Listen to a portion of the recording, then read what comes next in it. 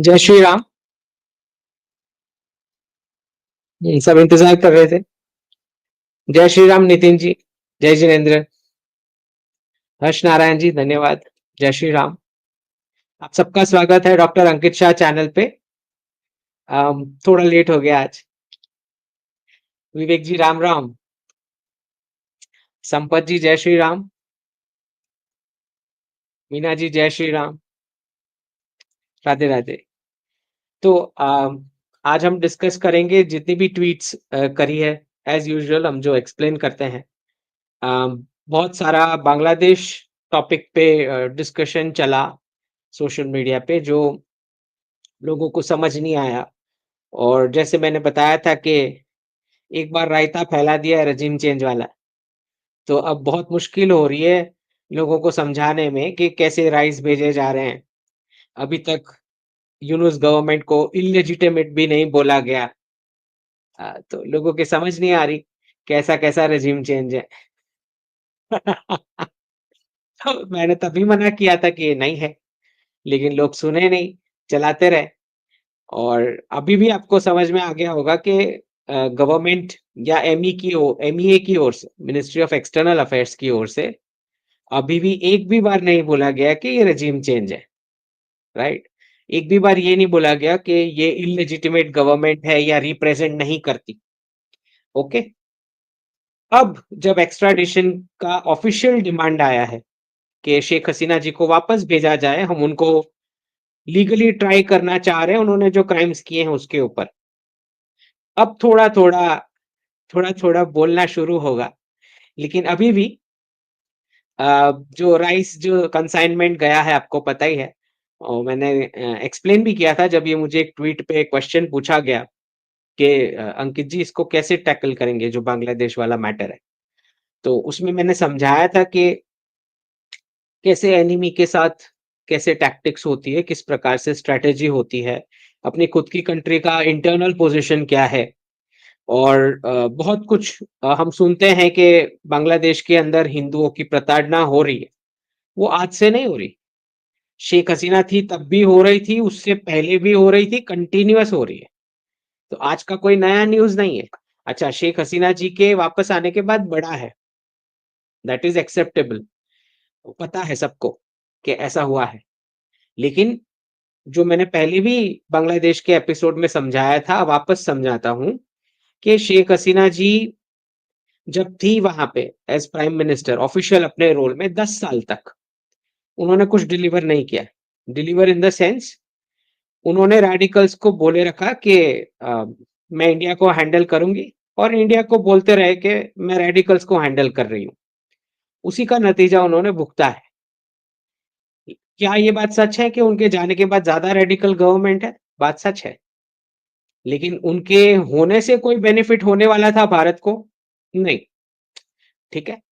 जो दूसरा जो मैंने लास्ट टॉक में बताया था जो सच हो गया। डिपोर्टेशन शुरू हो चुके हैं, कुछ कुछ ऑफिशियल डिपोर्टेशन अभी तो हो रहे हैं बांग्लादेश, और बांग्लादेश एक्सेप्ट कर रहा है वो जितने भी इलीगल्स एक दो न्यूज में आ रहे हैं जो पकड़े जा रहे हैं और फिर उनको भेजा जा रहा है।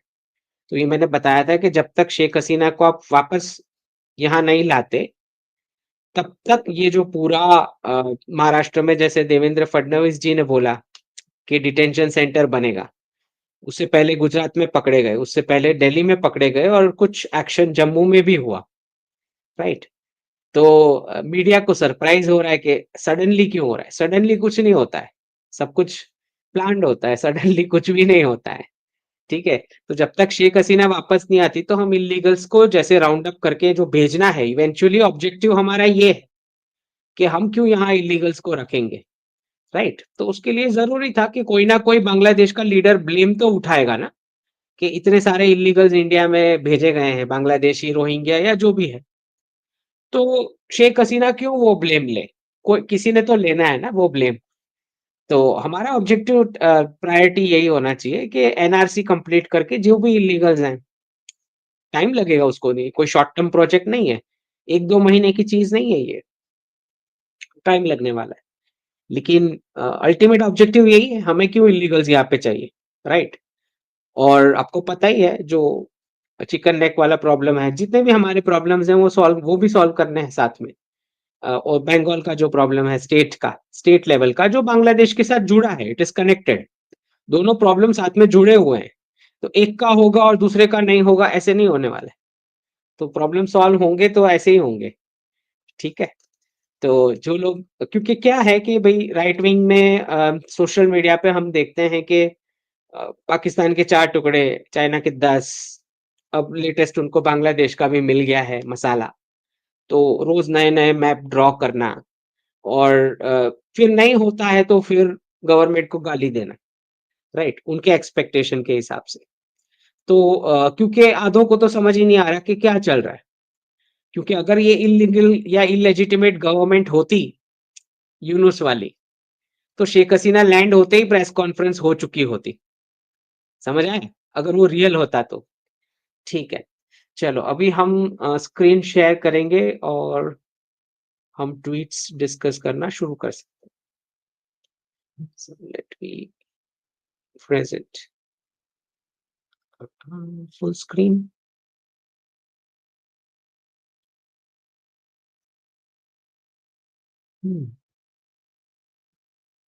ठीक है। हम्म, तो कल से ऊपर से हम जा रहे हैं कि एक ट्वीट डिस्कस करेंगे।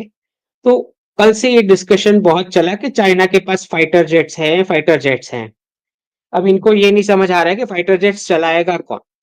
चाइना के पास है तो क्या करें? चलाएगा कौन चाइना में फाइटर जेट्स? तो डॉलर ने जो है इनका एज कर रखा है इनका पूरा। तो और बहुत सारे लोग क्योंकि सलाह देना शुरू हो जाते हैं क्योंकि सलाह देना एक बिजनेस बन चुका है अभी भारत में कि बस बैठे-बैठे इसी रूम में स्क्रीन के सामने बैठ के गवर्नमेंट को ही और किसी को तो दे नहीं सकते वरना मार पड़ेगी।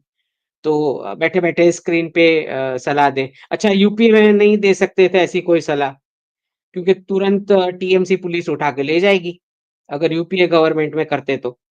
तो ये यहाँ पे जो बदमाशी चल रही है सोशल मीडिया पे, पूरे दिन गवर्नमेंट को कोसते रहने की, यहाँ पे बहुत सारे लोग हैं, अब कुछ लोग बेचारे जेन्युइन भी होते हैं, ऐसा नहीं है, पर बह जाते हैं भावनाओं में। तो बोले कि भई हमने क्यों कुछ नहीं करा और इतने सारे फाइटर जेट्स चाइना के रेडी हो गए, ये वो। तो सबसे पहले चाइना जो पोज़ीशन पे पहुँचा है, वो कैसे पहुँचा है पहले वो भी तो हमें सोचना चाहिए। उस हमारी कितनी तैयारी है चाइना वाली चीज़ें करने के लिए, चाइना जिस पॉइंट से स्टार्ट किया ये सब, वो उसमें से कौन-सी चीज़ हम कर सकते हैं ज़रा वो हम डिस्कस करें, तो पहले बैकग्राउंड समझ लेते हैं। तो सबसे पहले चाइना की कम्युनिस्ट पार्टी ने डिसाइड किया कि चाइना में जितनी भी धार्मिक एक्टिविटीज़ चल रही है, रिलिजियस क्योंकि उनको डिफरेंस दोनों का नहीं पता है। जो भी रिलिजियस एक्टिविटीज़ चाइना के अंदर चल रही है, उसको खत्म करना है। तो 1962 की उनकी जो सीपीसी की कमिटी की मीटिंग होती है, उसमें तय हुआ कि 1965 से हम कल्चरल रेवोल्यूशन वाला कुछ मूवमेंट करने वाले हैं, जहाँ पे सारे रिलिजियस एक्टिविटीज़ को हम बंद करेंगे। अब इसके लिए सोचा गया कि भई 2000 साल से चाइना की जितनी भी रिलिजियस प्रैक्टिसेस थी, टाओइज़्म, बुद्धिज़्म अंदर जो भी चल रहा है, वो तो सारी इंडियन धर्म के, सनातन धर्म के इन्फ्लुएंस से बनी हुई प्रैक्टिसेस थी। तो अब सबसे पहले डायरेक्ट अगर चाइनीज़ पॉपुलेशन पे अटैक किया जाएगा, कि बंद करो ये सब, तो वो नहीं होने वाला है। तो जहाँ पे सोर्स है धर्म का, उसका पहला प्राइड खत्म करना पड़ेगा। तो उसके लिए 1962 का वॉर हुआ हमारे साथ, कि पहले इंडिया का नाक तोड़ना पड़ेगा, तो जो भी चाइनीज़ पॉपुलेशन का जो लगाव है धार्मिक प्रैक्टिसेस के ऊपर, वो उसका जो गर्व है वो निकल जाए, उसके बाद हम ब्रूटल कल्चरल रेवोल्यूशन शुरू कर सकते हैं। तो इसलिए 1962 का वॉर हुआ। तो अब मुझे ये बताओ कि जो लोग चाइना की अचीवमेंट्स करना चाहते हैं या कॉपी करना चाहते हैं या उस लेवल पे पहुंचना चाहते हैं और अब्यूज करना शुरू कर देते हैं गवर्नमेंट को, पब्लिक को कि हमको खुद को भी मासेस को ये बताना कि हम तो मतलब डम्ब लोग हैं, हम तो कुछ कर ही नहीं सकते। को जरा बोलो, क्या धर्म को वाइप आउट करने के लिए हम तैयार हैं पहले? मुझे ये बताओ, चाइना की तरह हम कल्चरल रेवोल्यूशन कर सकते हैं? सारे धर्म को हटा दें, धर्म को भी हटा दें, रिलीजियंस को भी हटा दें। ये करने की है कैपेसिटी, करना है? इस पर कोई कंसेंसस है आपका? चाइना की तरह अचीव करना है ना? वो इंसान खाते हैं, कुत्ता खाते हैं, बिल्ली खाते हैं, सारी स्पैरोज भी खा गए वो। एक टाइम पे इंसान भी खा रहे थे वो, ठीक है? तो अगर आपको स्टार्टिंग पॉइंट से स्टार्ट करना है, चाइना की तरह बनना है, तो उसमें से क्या करने की तुम्हारी कैपेसिटी है? राइट, स्टार्ट वहीं से होगा, अगर वैसा अचीव करना है तो। जैसे उनके ओलंपिक्स में जो मेडल्स आते हैं या जो भी बड़े स्पोर्ट्स इवेंट्स में, तो छोटे बच्चे 2-2 3 साल के होते हैं, तभी से उठा के ले जाते हैं, उसको फिर उसी उसी में प्रैक्टिस करवा रहे हैं, चाहे कितना भी रोए वो बच्चा, पेरेंट को कोई कुछ नहीं पूछ रहा, ना पेरेंट को ज़्यादा मिलने भी दिया जाता है। आपको करना है वो सारी चीज़ें करनी है, तो आपके भी मेडल्स आ जाएँगे ओलंपिक में, ठीक है? अब कोई बोलेगा कि नहीं-नहीं, तो वेस्ट में कहाँ ऐसा करके ट्रेनिंग होती है? वेस्ट में तो सब स्वेच्छा से ट्रेनिंग लेते हैं और वो भी मेडल लेके आते हैं। मुझे बताओ, आपके पास रिज़र्व करेंसी है? उनके पास है 60% डॉलर का है, 80% 20% यूरो का रिज़र्व करेंसी स्टेटस है। मुफ्त का पैसा छाप सकते हैं, पूरा इंफ्रास्ट्रक्चर स्पोर्ट्स का मुफ्त का दे सकते हैं वो। अच्छी कोचिंग दे सकते हैं, मुफ्त के पैसे छाप के। आपकी वो भी कैपेसिटी नहीं है। ना आप ये कम्युनिज़्म कर सकते हो, ना वो कैपिटलिज़्म कर सकते हो, चुराया हुआ किसी से पैसे चुरा के। और फिर आपको कंपैरिज़न उन लोगों से करनी है ना? फिर 1979 में इन्होंने क्या करा है? डेंग शाओपिंग गए प्रेसिडेंट कार्टर के पास, बोलते हैं कि अमेरिका में ये जो बड़ी-बड़ी फैक्ट्रीज़ हैं, एक-एक फैक्ट्रीज़ में से 50-50 कार निकल के आ रही है। हमको ऐसी टेक्नोलॉजी चाहिए। तो प्रेसिडेंट कार्टर ने बोला कि पहले तुम घर जाओ और अपना कंजम्पशन खत्म कर दो। तो डेंग शाओपिंग आते हैं, डेंग शाओपिंग चाइना, और brutal single child policy adopt करते हैं। एक ही बच्चा है, जबरदस्ती। ये है कैपेसिटी तुम्हारी करने की?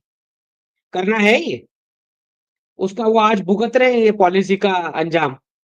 आपको चाहिए? ज़रा सोच के देखो। चाइना को कंपेयर कर रहे हो, तो देखो फिर जिस भी कंट्री के साथ कंपेयर कर रहे हो, उनकी हालत देखो, हमारी हालत देखो। सब सब नेशन की एक अलग लाइफ साइकिल चल रही है। सब जीवन के अलग ही पड़ाव पे हैं, सारे देश। अलग-अलग पड़ाव पे हैं, और आप डायरेक्ट कंपैरिज़न करके देख रहे हो, ठीक है? अब 2001 में जब 90s लेट 90s में यूरो करेंसी लॉन्च हुआ, डी-डॉलराइज़ेशन किया यूरोप ने। डॉलर का 20% रिज़र्व करेंसी स्टेटस उन्होंने छीनना शुरू कर दिया, और उसके चलते आईटी सेक्टर का 78% वैल्यूएशन टूट गया 2002 के डॉट कॉम क्रैश में। ये दुनिया का सबसे पहला डी-डॉलराइज़ेशन था, यूरो करेंसी लॉन्च करके। इससे चाइना ने उनको बचाया। चाइना ने बोला हम डॉलर को बचाएँगे, तुम्हारी इकोनॉमी भी बचाएँगे, और यूरोप की जगह हम यूएस ट्रेज़री में इन्वेस्ट करेंगे। इसके बदले में चाइना ने वेस्ट ने उनको पूरी ट्रेनिंग दी, और जितनी टेक्नोलॉजी चुरानी है चुराने का उनको छूट दे दिया। वेस्ट से जो चुराना है चुराओ, राइट? ये तुमको मिलने वाला है ये फैसिलिटी, ज़रा मुझे बताओ? टेक्नोलॉजी चुराने का तुमको लाइसेंस मिलने वाला है वेस्ट से, जो उन्होंने चाइना को दिया। बदले में उन्होंने यूएस डॉलर और यूएस इकोनॉमी पूरी बचाई चाइना ने। ये करने की कैपेसिटी है, 2 में से एक भी चीज़ करने की। 2024 आते-आते 50 साल पूरी दुनिया की मज़दूरी करने के बाद चाइना के पास रिजर्व्स में बने $3 ट्रिलियन। $3 ट्रिलियन 50 साल दुनिया की मज़दूरी करने के बाद। और अमेरिका ने 14 ट्रिलियन छाप दिए खाली कोविड के कुछ वर्षों के अंदर, और अमेरिकन्स को फ्री में बाँट दिए, जाओ मज़े करो। ये 50 साल मेहनत का नतीजा 3 ट्रिलियन। ये कुछ ही सालों में 14 ट्रिलियन छाप के मज़े करने को दे दिए अमेरिका ने, रिज़र्व करेंसी स्टेटस के चलते। समझ आ रहा है? मतलब 50 साल पूरी दुनिया की मज़दूरी करने के बाद रिच तो नहीं हो पाए चाइनीज़ लोग, मासेस, लेकिन बूढ़े हो गए। ये डॉलर इकट्ठा करने में, ये 3 ट्रिलियन इकट्ठा करने में। अपना क्लाइमेट पोल्यूट करा, अपने लेबर को अब्यूज़ करा, अपने नेचुरल रिसोर्सेज़ इस्तेमाल किए। 50 साल पूरी दुनिया की मज़दूरी करने के बाद खाली 3 ट्रिलियन बनाए। ठीक है? और इतने एज हो चुके हैं कि 2037 के आसपास 2 रूम तक चल पाएंगे मुश्किल से, चाइनीज पॉपुलेशन, इतने बूढ़े हो जाएंगे। फाइटर जेट का क्या करना है बताओ, ज्योग्राफी का उन्होंने करना क्या है, जब एज कोई है ही नहीं, चलाएगा कौन फाइटर जेट, और ज्योग्राफी का वो करेंगे क्या। बनना है चाइना, सोच के देखो, चाइना बनना है आपको, सोच के देखो।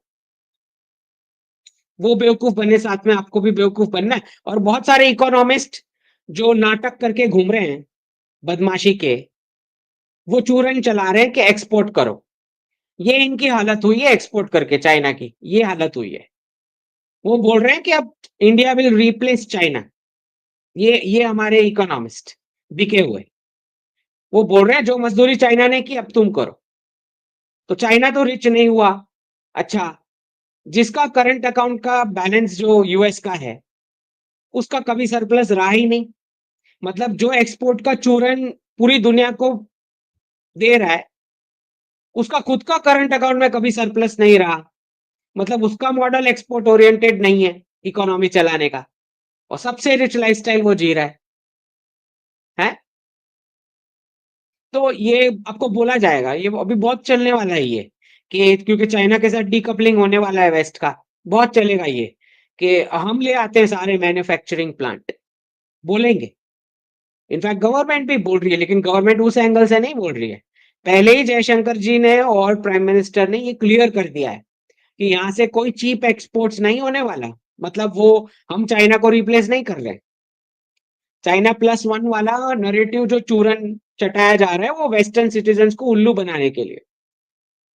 ब्रिक्स और ग्लोबल साउथ का साफ कहना है कि तुम भी तुम्हारा क्लाइमेट पोल्यूट करो, तुम्हारे नेचुरल रिसोर्सेज इस्तेमाल करो, तुम्हारे लेबर को एब्यूज करो, रियल प्रोडक्ट बनाओ, और सैलरी सबकी काटो, उस लेवल पे प्राइस लेके आओ जहां पे हम भी परचेस करें आपसे, और तब जाके आपको रियल कोई प्रोडक्ट हम देंगे। This is the financial reset जो आ रहा है। ठीक है, तो ये जो मैं इतने टाइम से कह रहा था, क्योंकि बहुत बहुत बार मैंने सुना, अच्छा इंडियंस तो रिसर्च ही नहीं करते। हाँ, हमारे तो पेटेंट्स ही फाइल नहीं होते अभी 1 साल में, जो थोड़े बहुत हुए हैं। अरे भाई, मुफ्त का पैसा वहां पे छप रहा है, पागल भी इनोवेट कर लेगा। 0 to 3% इंटरेस्ट रेट का मतलब होता है मुफ्त का पैसा। कैपिटल और रेवेन्यू में कोई फर्क ही नहीं है उनको। इसीलिए तो जीडीपी का फॉर्मूला उन्होंने खराब करके बैठे हैं, इन्वेस्टमेंट प्लस कंजम्पशन। क्योंकि उनको पता है उनका रिजर्व करेंसी स्टेटस है, वो जीडीपी में ऊपर ही रहेंगे, करेंसी छाप छाप के, डॉलराइजेशन जब तक चलता है। ओके, मुफ्त के पैसों में कौन इनोवेशन नहीं करेगा। तो यहाँ पे जेफ बेजोस वही समझा रहे हैं। उन्होंने यहाँ पे एडमिट किया ये वीडियो में। ये आप मेरे हैंडल पे जाके, मेरा जो हैंडल है अंकित@IIMA, इस पे जाके ये वीडियो सुनो। जेफ बेजोस यहाँ बोल रहे हैं कि कोई इंटेलिजेंस वाली बात ही नहीं थी, ये तो मुफ्त का पैसा था। मतलब वैसे इनोवेशन, वैसे बिजनेस के मॉडल जिसमें 10% भी पॉसिबिलिटी नहीं थी कि ये चलेगा प्रॉफिट से, उसमें भी 50-50 मिलियन डॉलर का आराम से हमको लोन मिलता है। इसीलिए सारा इनोवेशन हुआ। ये जेफ बेजोस ये वीडियो में कबूल कर रहे हैं, ये रिजर्व करेंसी स्टेटस के चलते, तो कोई इंटेलिजेंस के चलते नहीं। अब यहाँ पे बहुत सारे हमारे एनआरआईज हैं जो 50 साल से ऐसा जीवन गुजार रहे हैं, ये सोच के वो बहुत इंटेलिजेंट है। उनको लग रहा है कि वो बहुत इंटेलिजेंट थे। ना सिर्फ ये, बेंगलोर, पुणे, हैदराबाद, चेन्नई, जहां जहां आईटी सेक्टर में जो वर्क कर रहे हैं, जिनको बहुत हाई पे मिल रहा है, ये लोग भी इस भ्रम में जी रहे हैं कि वो काफी कुछ ज्यादा इंटेलिजेंट है, इसीलिए वो उनको इतनी पेमेंट मिल रही है करोड़ों की। 50 साल से सब बेवकूफ बने, पूरा फेक रिच लाइफस्टाइल है, करेंसी छाप छाप के। कोई ऐसा तुम काम नहीं कर रहे हो तुमको 1-1.5 करोड़ का सैलरी मिलना चाहिए, बिल्कुल भी नहीं। ठीक है, बेवकूफ बने हो। तो ये समझो पहले कि इनोवेशन होता कैसे है। जब डी डॉलराइजेशन हो जाएगा और करेंसी प्रिंटिंग का पावर हमारे पास भी आएगा, तो हम भी हमारे स्टूडेंट्स को 1%, 3% पे लोन देंगे, वो भी अपना इनोवेशन करेंगे, क्यों नहीं करेंगे। तो फेल होने की पहले फेल होने की विंडो तो देनी पड़ेगी ना, तो इनोवेशन और रिसर्च होगा। तो पहले पैसे तो देने पड़ेंगे ना, बिना पैसे के कोई करेगा कैसे रिसर्च, इनोवेट करेगा वो कैसे? राइट। तो जब करेंसी का पावर वापस आएगा तो हम भी 1 और 3% पे दे देंगे लोन बच्चों को। करें इनोवेट, क्यों नहीं करें? तो ये समझ नहीं आ रहा है लोगों को। अच्छा, बहुत सारी हेडलाइंस आती है, लेकिन आप हेडलाइंस में फिर पढ़ते क्या हो? जब ये बोलते हैं कि फोर्ड फोर्ड ने अपनी 80 मिलियन कार वापस मंगवा ली टेक्निकल ग्लिच की वजह से, तो आपको तुरंत स्ट्राइक होना चाहिए ना कि साला इंडियन बिजनेसमैन क्यों 80 मिलियन कार्स वापस नहीं मंगवा लेता थोड़े से एरर की वजह से। सोचना चाहिए ना कि कौन फंड कर रहा है ये। इंडियन बिजनेसमैन ऐसा क्यों नहीं कर पाता? पैसा ही मुफ्त का है जब। No difference between revenue and capital. इसी वजह से इनका इनोवेशन हुआ है। इंटेलिजेंस के साथ दूर दूर तक कोई कनेक्शन नहीं है, बिल्कुल भी कोई कनेक्शन नहीं है। ठीक है। 25 साल का कंप्यूटर साइंस का लड़का ग्रेजुएट होके आता है, निकलता है, उसने ऐसा क्या कर लिया है कि उसके फादर जो 25 साल से जॉब कर रहे हैं उससे उसका 10 टाइम्स वो सैलरी तुरंत ले रहा है। ऐसा उसने क्या कर दिया? तुरंत ऑफिस में जाते, ऑफिस में एंटर करते ही ऐसा उसने क्या जादू किया? इतना तो अक्ल चलना चाहिए ना। अच्छा, ये मैं इतने टाइम से बोल रहा हूं लेकिन कोई सुन नहीं रहा। अब ये यहाँ अश्नीर ग्रोवर भाई साहब हैं, जो ये ये भाई साहब बोलते हैं कि इंडियन बच्चे बोझ हैं क्योंकि मुफ्त में जी रहे हैं पेरेंट्स के घर। अमेरिका बड़ा अच्छा है, बच्चों को निकाल देता है और मार्केट उसको सीखने को मिलता है। अच्छा है, जब पैसा मुफ्त का हो तो कोई भी घर से निकल लेगा, कोई भी निकल लेगा घर से। 2000 से 2008 के साल तक अमेरिका में एवरेज इंटरेस्ट रेट 3% था, 3% मुफ्त का पैसा। 2008 से 2018 तक 0 to 1% interest rate, 0 to 1%, literally free money, totally मुफ्त। और ये भाई साहब हमें ज्ञान दे रहे हैं, ये अश्नीर ग्रोवर भाई साहब बोलते हैं आप अपने बच्चों को सिखाते नहीं हो, घर में पैक करके रखते हो, उनको मार्केट स्टडी करने नहीं भेजते। फिर मैंने बताया कि जैसे ही डी डॉलराइजेशन शुरू हुआ, ये सारे अमेरिकी बच्चे वापस आ रहे हैं घर, इंटरेस्ट रेट बढ़ गया, वापस आएंगे ही घर। राइट। 2021 से जब डी डॉलराइजेशन का इंपैक्ट आना शुरू हुआ, इन्फ्लेशन आना शुरू हुआ वेस्ट में, चुपचाप सारे घर वापस आ रहे हैं। तो इन ऐसे ऐसे जो एक्सपर्ट्स होते हैं जिनको कुछ भी नहीं पता है दुनिया के बारे में, वो हमको बता रहे हैं कि इंडिया के बच्चे मुफ्त का जी रहे हैं। इंडिया के बच्चे नहीं, अमेरिकन एडल्ट्स और बच्चे दोनों मुफ्त का जीवन जी रहे हैं। इंडिया के बच्चे नहीं मुफ्त का जी रहे हैं, तुम लोग पूरा, तुम्हारा कंट्री मुफ्त का जी रहा है 180 कंट्री का एक्सप्लॉयटेशन करके। ये हमें सिखा रहे हैं क्योंकि वो खुद वहां से लेके आए होंगे डॉलर लो रेट पे, तभी बिजनेस सेट किया होगा ना। इंटेलिजेंट थोड़ी लोग हैं, ये सारे मुफ्त के पैसे लेके आए हैं वॉल स्ट्रीट से और यहाँ पे हमको लेक्चर दे रहे हैं। क्योंकि आइडिया इनका ये था बहुत साफ, मेरा तो ये पीएचडी का थीसिस है। तो डॉलर का जो रोल था बहुत साफ था कि वॉल स्ट्रीट से डॉलर छाप छाप के देने सारे ई कॉमर्स को, और पूरे सारी कंट्रीज का ऑफलाइन शॉप का बिजनेस बंद करवा देना है क्योंकि प्रोडक्ट कॉस्ट से नीचे में आप आराम से बेच पाओगे। इंडियन सिटीजन भी तो सोच रहे थे कि ये प्रोडक्ट इतना सस्ता कैसे मिल रहा है ई कॉमर्स पे। प्रॉफिटेबिलिटी है नहीं फिर भी वो दे रहा है। वो कैसे दे रहा है? क्योंकि वहां से डॉलर छाप के इनको दिए गए, हीरो बनाए गए, स्टार्टअप गुरु, स्टार्टअप हीरो बने ये, मुफ्त का डॉलर वहां से लाके और पूरे कंट्री का बिजनेस बंद कराने के लिए ये आइडिया के साथ पैसे उनको दिए गए थे कि पूरे वर्ल्ड की सारी कंट्रीज का आप प्रोडक्ट्स लो कॉस्ट पे बेचो और ऑफलाइन एंटरप्रेन्योरशिप पूरा सबका शॉप बिजनेस बंद करा दो। रिटेल वाले जितने भी हैं उनका, जो काउंटर लेके बैठते हैं, फिक्स खर्चा लेके बैठते हैं, ये ऐसे ऐसे लोग हीरो बने घूम रहे हैं, ये अश्नीर ग्रोवर और इस प्रकार के जो वहां से डॉलर लेके आए हैं मुफ्त के, ऊपर से हमें एक्सप्लेन कर रहे हैं। अच्छा, दूसरा ये नारायण मूर्ति जी का बहुत चला 70 आवर्स वाला, तो इस पर मैंने एक्सप्लेनेशन दिया कि करियर पैसे इकट्ठा करने के लिए नहीं होता है। करियर का मतलब ये होता है कि उतना आपका फाइनेंशियल फ्रीडम मतलब आपकी कमाई का स्टीयरिंग व्हील गाड़ी का आपके हाथ में होना चाहिए, उसको फाइनेंशियल फ्रीडम बोलते हैं। बहुत सारे पैसे इकट्ठे करने को फाइनेंशियल फ्रीडम नहीं बोलते। फाइनेंशियल फ्रीडम मतलब आप जो भी इकोनॉमिक एक्टिविटी कर रहे हो, उसका स्टीयरिंग व्हील गाड़ी का आपके हाथ में है, उसको करियर बोलते हैं। ठीक? तो करियर का मतलब है कि उस लेवल का कंट्रोल आपके हाथ में होना चाहिए कि ज्यादा से ज्यादा फैमिली टाइम आप बिता पाओ। उसके लिए जरूरी नहीं है कि रिच ही होना चाहिए, ये जरूरी नहीं है।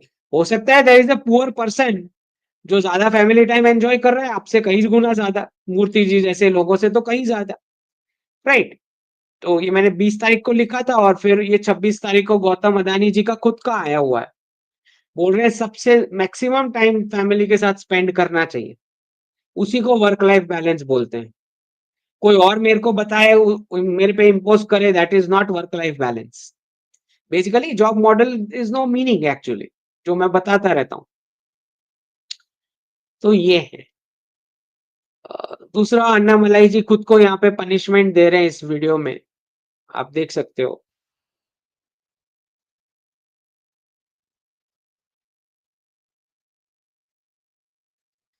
तो कुछ ही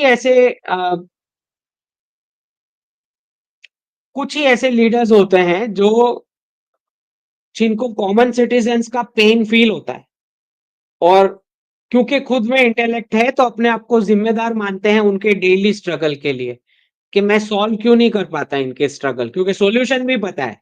इंटेलेक्ट है तो सॉल्यूशन पता है, लेकिन मैंडेट नहीं है, क्योंकि हमारे इलेक्शन में तो गुंडे ज्यादा जीतते हैं, राइट? साउथ का पॉलिटिक्स आपको पता ही है क्या चलता है, डीएमके का, और पीछे पूरा केरला में क्या चलता है, बंगाल में पूरा ब्रूटल पॉलिटिक्स चलता है।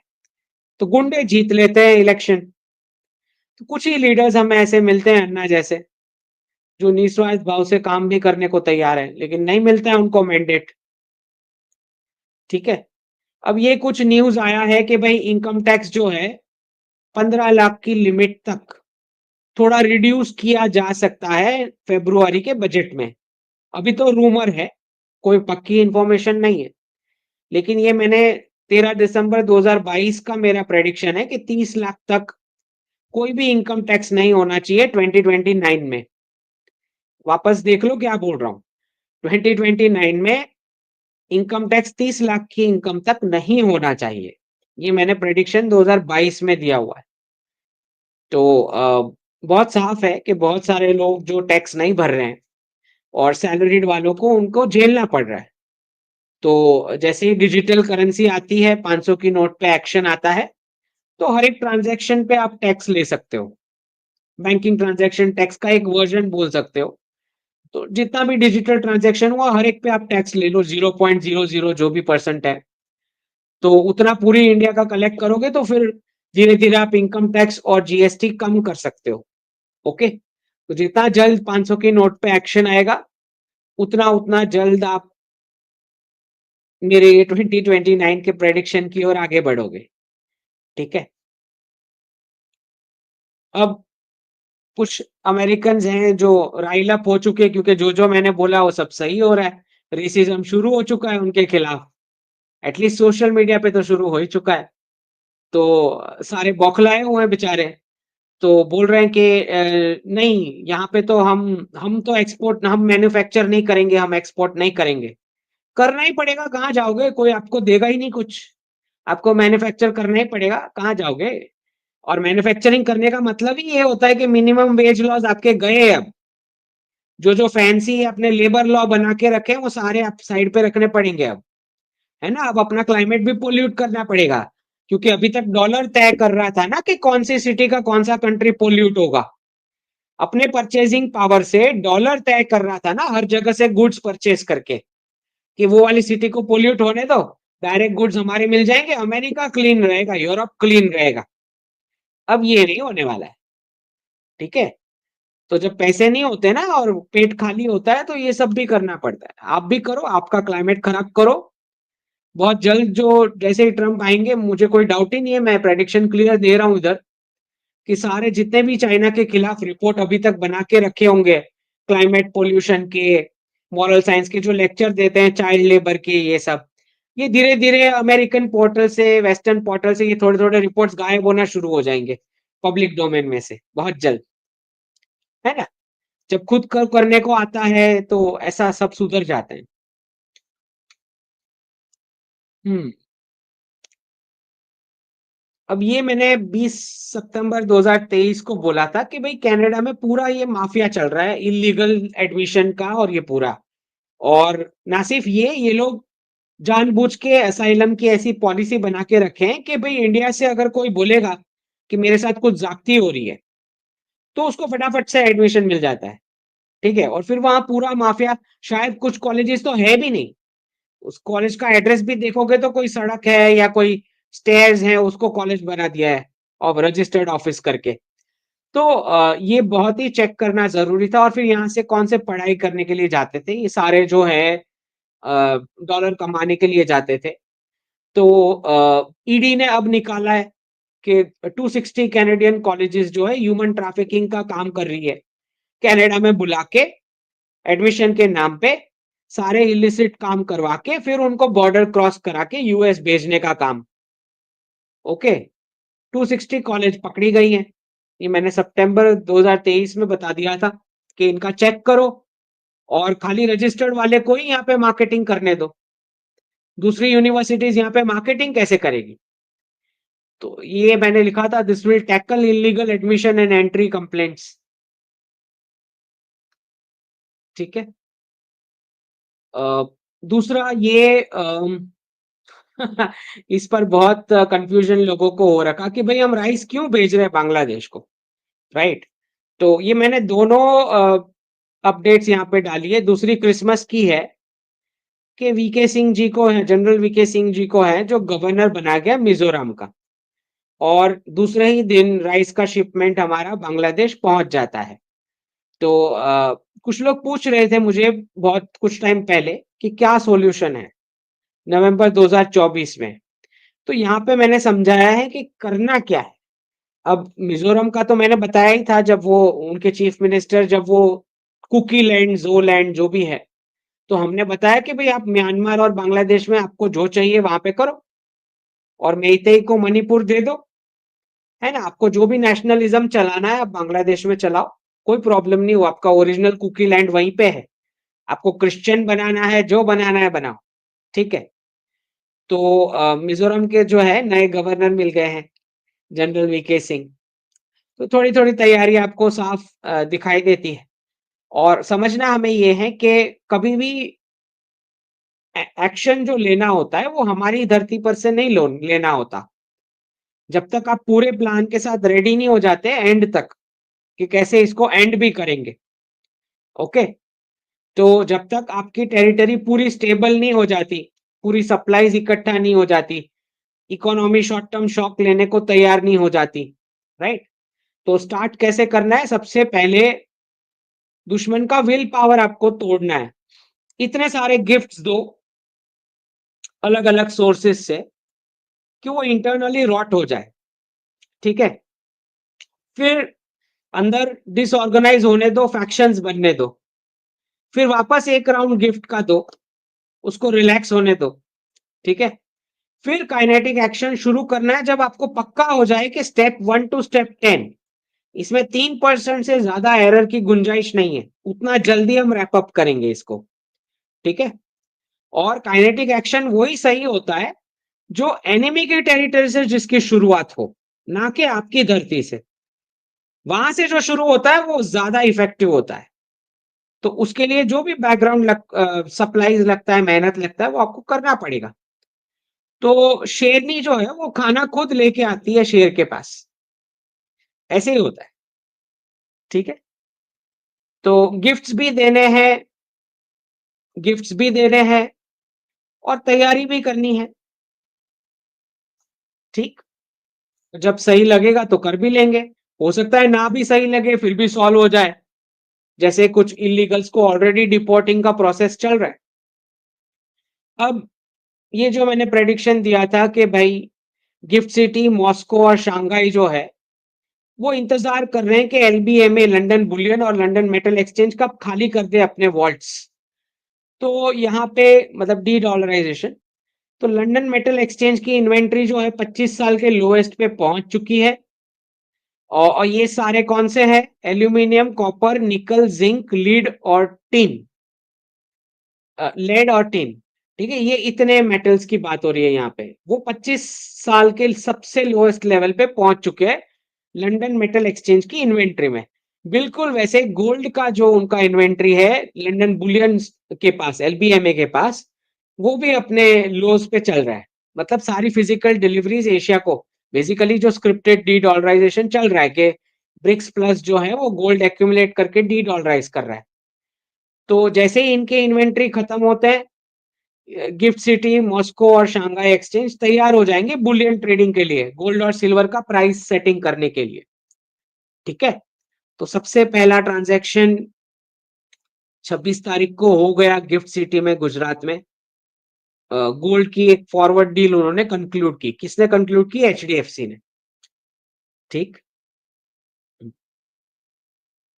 अब कुछ लोग पूछ रहे थे, हमारे जो फॉर्मर प्राइम मिनिस्टर है मनमोहन सिंह जी, उनका निधन हुआ है। तो यहाँ पे मैंने लिखा है ओम शांति का मैसेज, और अ, इनके बारे में कुछ मुझे बोलने को बोल रहे थे कि एक्सप्लेन करो कि इनके क्या-क्या रोल्स रहे।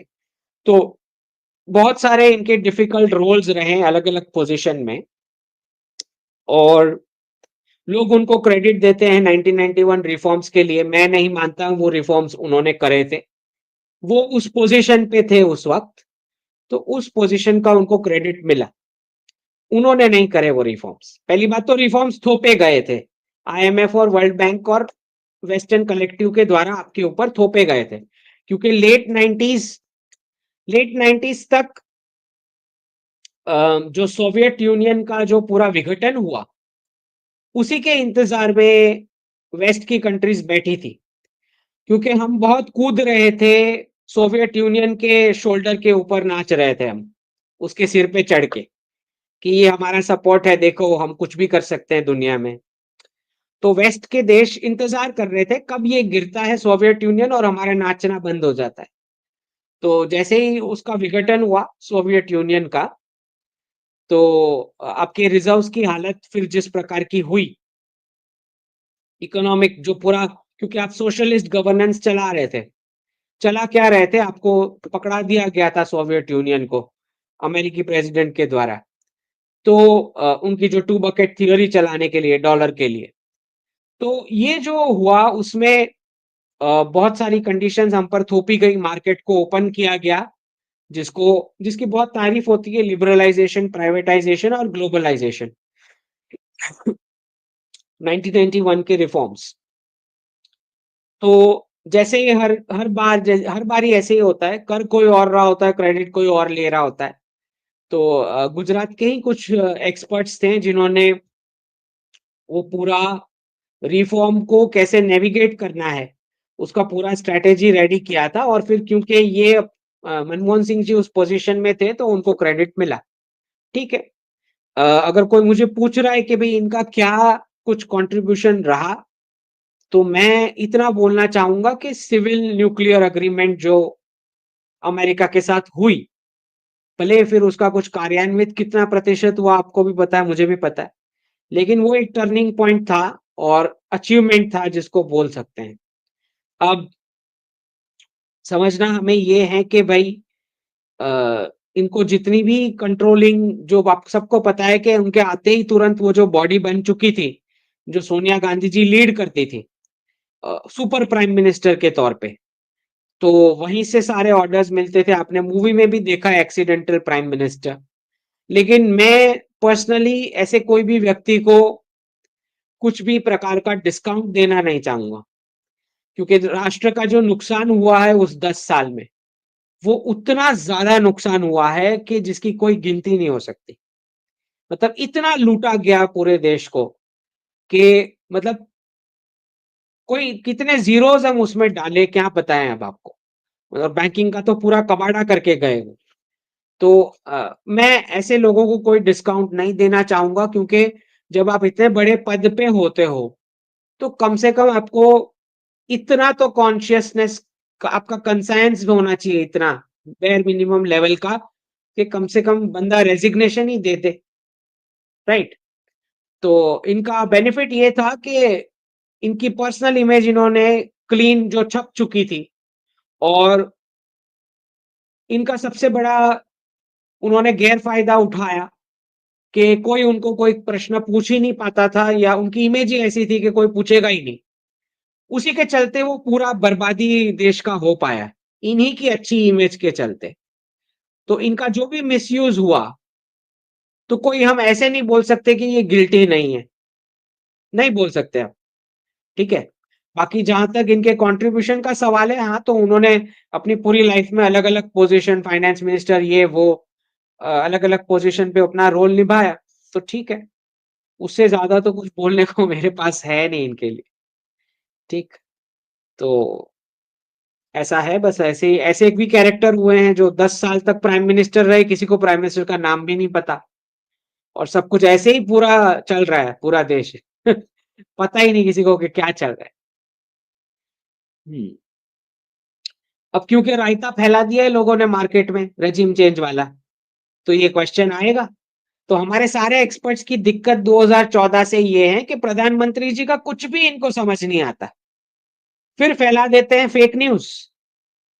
फिर जब उनके हिसाब से नहीं होता है, तो फिर वापस गवर्नमेंट को गाली देना, राइट? तो इनका रूटीन है, सुबह उठो, स्क्रीन पे आओ, गवर्नमेंट को गाली दो, सो जाओ। इनका रूटीन हो चुका है।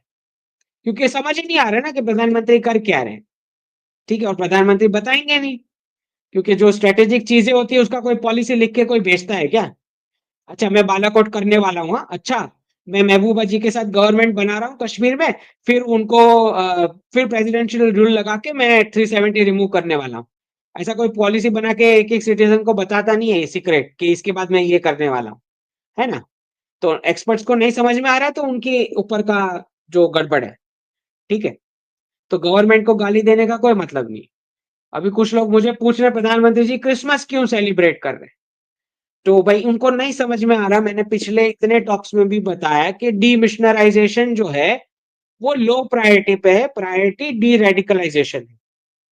इसके बावजूद अगर आपको और टाइमिंग बहुत सही है, क्रिसमस सेलिब्रेट करने की, मैं तो बोलता हूँ कि करना ही चाहिए। बिल्कुल सही टाइम पे प्रधानमंत्री जी ने सेलिब्रेशन शुरू किया है। जहाँ भी इवेंट अटेंड किया या जो भी। क्योंकि अब ग्लोबल अलाइनमेंट चाहिए डी-रेडिकलाइज़ेशन करने के लिए, जो बहुत ज़रूरी है। वो लोग भी बना रहे हैं यूरोप में, पूरा अलाइनमेंट बना रहे हैं डी-रेडिकलाइज़ेशन के लिए, जो क्रूसेड्स की तैयारी यूरोप की कर रहे हैं वो लोग भी कर रहे हैं, ठीक? तो हमें यहाँ ये समझना है कि प्रधानमंत्री जी ने कभी भी हैप्पी न्यू ईयर नहीं लिखा है। अभी भी जैसे 31 दिसंबर जाएगा और 1 जनवरी आएगा, आप लिख आप देख लेना उनका हैंडल, वो हैप्पी न्यू ईयर नहीं लिखेंगे। वो हमेशा वंडरफुल, हैप्पी, जॉयस ऐसा सब लिखेंगे, लेकिन न्यू ईयर शब्द नहीं लिखेंगे। क्योंकि न्यू ईयर जो है हमारे धर्म के हिसाब से ये 1 जनवरी वाला न्यू ईयर नहीं है, ठीक है? तो मोदी जी को समझने के लिए कुछ लोगों को जन्म लग जाएँगे कि वो क्या उनका क्या डेप्थ है। लोगों को नहीं समझ आया, अभी नहीं समझ आएगा। इसके बाद के जो सारे लीडर्स को आप देखोगे ना पूरी सेंचुरी में, तब समझ में आएगा कि आपने क्या खोया है। अभी नहीं समझ आया। ठीक है। अम, चलिए इसके बाद और क्या था? अम, दिल्ली में आ रहा हूँ टॉक के लिए, क्रिया उत्सव करके हैं, और ये जो है मेरे साथ विष्णु शंकर जी जैन भी होंगे, वो अपने टॉपिक पे बोलेंगे। मैं सनातन इकोनॉमिक्स मॉडल पे बात करूँगा, और ये है 11 जनवरी 2025, दिल्ली के कर्नाटका संघ में रखा गया ये इवेंट, ओके? और स्क्रीन पे ये जो हैं, उसमें से आप इधर स्कैन करके पासेस ले सकते हो अटेंड करने के लिए। 11 तारीख जनवरी को है, ठीक है?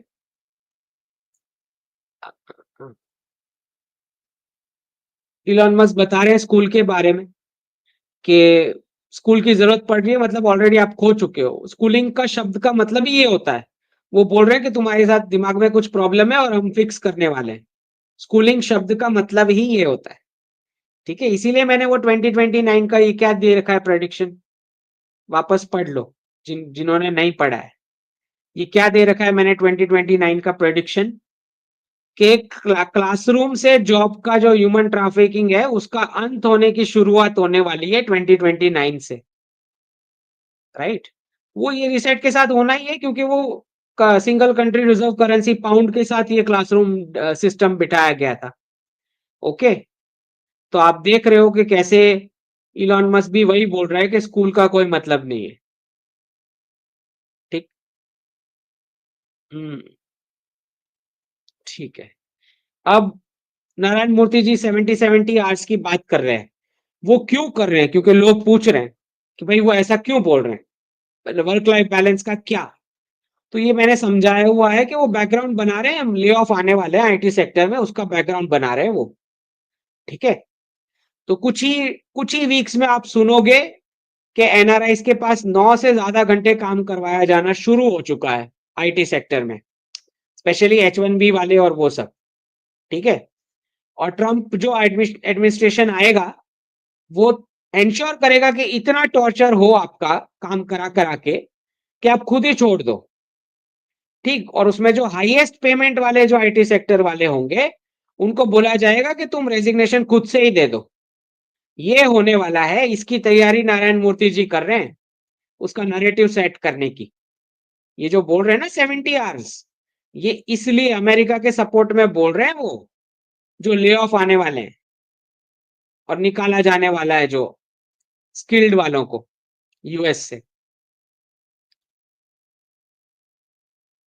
देख लेना, ही मेरा प्रेडिक्शन है। वापस इसको मैं रीट्वीट करूंगा, कोट ट्वीट करूंगा जब होगा तब, ले ऑफ।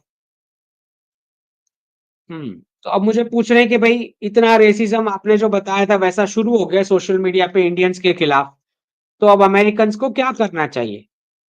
अटल अग्रवाल पूछ रहे हैं। तो मैंने जवाब दिया कि एग्जिट टैक्स मतलब पैसे वेस्ट से इंडिया भेजने का या अमेरिका से बाहर भेजने का, उस पर कोई टैक्स अनाउंस हो ट्रंप आने के बाद, उससे पहले सारे पैसे हमें भारत भेज दो। ये इमीडिएटली करने की जरूरत है अमेरिकन सिटीजन्स को। तो जो भी एनआरआईज हमें सुन रहे हैं, मुझे अभी सुन रहे हैं, ये लास्ट चांस है पैसे बचाने का। ठीक है? तो अगर एग्जिट टैक्स अनाउंस होता है उससे पहले आप पैसे भेज देते हो तो बच जाओगे, वरना क्या होने वाला है, पैसे बाहर भेजने पर भी टैक्स लगेगा और नौकरी से तो निकालने ही वाले हैं बहुत सारों को, सबको नहीं, लेकिन बहुत सारों को। तो ना आप आ पाओगे ना वहां रह पाओगे, और वाइप आउट जो होने वाला है रीसेट में, वो तो होने ही वाला है। ठीक है? क्योंकि ये जो पूरा वाकया हुआ सोशल मीडिया पे एनआरआईज को गाली देने का, ये ये सारे मागा के वो हैंडल्स हैं, इनको कोई H1B या कोई जॉब के साथ कुछ लेना देना है ही नहीं उनकी पर्सनल लाइफ में। फिर भी ये लोग ऐसा क्यों लिख रहे हैं? क्योंकि ऊपर से सिग्नल दिया गया है कि ऐसा करो तुम सोशल मीडिया पे। ट्रंप जो है वो 20 तारीख को ओथ लेंगे, जनवरी। उससे पहले नैरेटिव बनाना शुरू कर रहे हैं कि लीगल इमिग्रेशन पर भी हम एक्शन लेने वाले हैं। ये उसका सिग्नलिंग दिया गया, इसके लिए सोशल मीडिया पे अब्यूज चल रहा है ये सारा एनआरआईज का।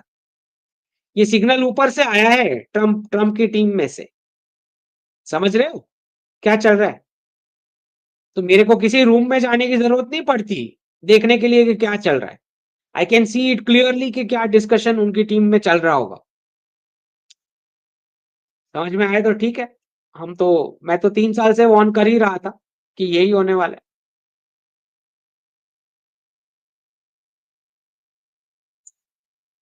हम्म। पनामा कैनल मैंने अगस्त में ही मार्क कर दी थी, अगस्त 2024 में भी दिखाऊंगा मैं मैप पे। हम्म। हाँ, जो सारे एक्सपर्ट्स पता नहीं सोशल मीडिया वाले सारे के सारे सेलिब्रेट कर रहे थे, और लेकिन मैंने तो उसी दिन वार्न कर दिया था कि ये सेलिब्रेशन का कोई मतलब ही नहीं है। और ये तीन में से कौन पहले रेजिग्नेशन करने वाला है, हमने तो पॉल भी चलाया। और हमारे जितने भी फॉलोअर्स दर्शक हैं हमारी चैनल के, सबने बताया कि विवेक सबसे पहले समझ लेगा कि निकलना है। और इनफैक्ट ये पॉल चलाने के दूसरे-तीसरे दिन ही वो डेट आ गई कि डॉजी जो है वो 6 जुलाई को क्लोज कर देंगे। वो तो ठीक है, अदरवाइज़ जो बैकलैश आएगा, तो शायद जो स्मार्ट होगा वो पहले निकल लेगा इनमें से। सादा सी बात है, कौन गाली खाएगा? अपने अपने ऊपर अपने वाले लोगों के ऊपर ही एक्शन लेके कितनी गाली कौन खाएगा, राइट? तो पता नहीं। और कुछ-कुछ तो इतने अ, वाहियात एक्सपर्ट्स घूम रहे हैं जो बोल रहे थे कि ट्रंप ने डीप स्टेट को टुकड़ा कर दिया। कुछ पता ही नहीं बेचारों को कहाँ से लेके आते हैं पता नहीं। कैलिफोर्निया के ऑफिसर्स टेस्ला लेके घूम रहे हैं। ट्रंप डीप स्टेट को एलिमिनेट करेगा, आपको ऐसा लग रहा है? अब ये लोग 6 तारीख को जब मैंने लिखा था, तो मुझे भाषण सुना रहे थे। मैं 25 साल से अमेरिका में रह रहा हूँ, मुझे पता है मेरी कंट्री के बारे में कि ऐसा रेसिज्म तो हर कंट्री में होता है। तुम बोल रहे हो ऐसा कुछ नहीं होने वाला है। और अब जब हो गया, अभी दिसंबर में, तो सारे मागा सपोर्टर्स को काउंटर करने में लग गए ये लोग। ये वही लोग हैं जो हँस रहे थे मेरे प्रेडिक्शन पे। अब काउंटर कर रहे हैं, वो अमेरिकन्स को बोल रहे हैं कि नहीं-नहीं हमारी भी कंट्री है। हुँ। हाँ, इतना स्पीड वाला डीडॉलराइज़ेशन मैं भी सपोर्ट नहीं करता क्योंकि ये बहुत एब्रप्ट है। ये लोग आते ही शुरू हो जाएँगे। ऐसे नहीं होता है। आपको दूसरी कंट्रीज़ के बारे में भी सोचना चाहिए। दूसरा मैंने यहाँ पे उत्तरायण समझाया हुआ है कि ये एक्चुअली उत्तरायण का सेलिब्रेशन है, क्रिसमस जो है वो। वो विंटर सॉल्स्टिस जो शुरू हो जाता है, सूर्य भगवान की उपासना है ये। उसका इन्होंने क्रिसमस बना दिया। ओके? तो वेस्ट में जितने भी पेगन जो एंशिएंट कन्वर्जन होने से पहले क्रिश्चियनिटी में, जो लोग अ ये सारी नेचुरल जो उपासना पद्धति से करते थे, सन सूर्य पूजा और ये सब, कन्वर्जन करने से पहले, तो जैसे ही वो क्रिश्चियनिटी में ज़बरदस्ती कन्वर्ट किए गए, तो और उन्होंने सूर्य वाली सिंबल सारी इस्तेमाल करना शुरू की क्रिसमस के साथ, तो इन सब फिर क्रिसमस पे बैन लगाया गया। जो लोग क्रिसमस सेलिब्रेट कर रहे थे, उनको मारा गया, पीटा गया वेस्ट में। वेस्ट की बात कर रहा हूँ। जिन्होंने अपने बिजनेस बंद किए क्रिसमस सेलिब्रेट करने के लिए, उन पर पेनल्टी लगाई गई वेस्ट में। और जो पुरिटन्स थे, उन्होंने तो पूरा बैन ही कर दिया क्रिसमस का सेलिब्रेशन। क्यों? क्योंकि जो ताजे कन्वर्ट हुए लोग थे, वो सूर्य भगवान का सिंबल इस्तेमाल कर रहे थे क्रिसमस सेलिब्रेशन में, जो इनको डाइजेस्ट नहीं हुआ, क्योंकि क्रिश्चियनिटी में एक ही गॉड होता है, तो सूर्य भगवान की उपासना आप नहीं कर सकते। तो बराबर से पीटा गया जिन्होंने भी क्रिसमस सेलिब्रेट किया ऐसे। तो स्कैंडिनेवियंस जो हैं, इसको यूल बोलते थे। जर्मन्स जो हैं वो ओडिन को वर्शिप करते थे, सन सन गॉड। रोमन्स सैटर्नेलिया जो गॉड ऑफ एग्रीकल्चर, और मित्रा सन गॉड। ये सारे को कन्वर्ट करके क्रिसमस बनाया गया। एक-एक जितने भी पेगन मूर्ति पूजक पॉलीथिस्टिक धर्म जो थे, इन सब का कन्वर्जन करके क्रिसमस बनाया गया। और सेंटा पे तो कुछ लोग बोल ही रहे हैं कि भाई कोको कोला ने अपने ब्रांडिंग के लिए ये किया। अब ये जो है, क्यों ऐसा हो रहा है कि आपके धार्मिक ट्रेडिशन को क्रिश्चियनिटी के साथ मिक्स किया जा रहा है, फिर गणेश यीशु निकलता है, यीशु लक्ष्मी निकलती है। ये सब क्यों मिक्स किया जा रहा है? बेसिकली कन्वर्जन का ऑब्जेक्टिव है। तो छोटे बच्चों को गिफ्ट क्यों दिए जा रहे हैं? क्योंकि बच्चों के लेवल का राइस बैग का कन्वर्जन का जो फॉर्मेट है, वो सांता क्लॉज के गिफ्ट है। बच्चों को भी तो कन्वर्ट करना है, राइस बैग कन्वर्जन। बड़ों को तो आपने राइस बैग दे दिया, बच्चों को तो नहीं दे सकते। इसीलिए वो सांता क्लॉज गिफ्ट लेके आता है, ताकि छोटे बच्चे अट्रैक्ट हो क्रिश्चियनिटी की ओर। समझ आ रहा है? तो भारत जो है, it is a land of Sant, not Santa. Okay? यहाँ पे आपको ज्ञान मिलेगा, कोई गिफ्ट नहीं मिलेगा। बहुत फर्क है धर्म और रिलीजन के बीच।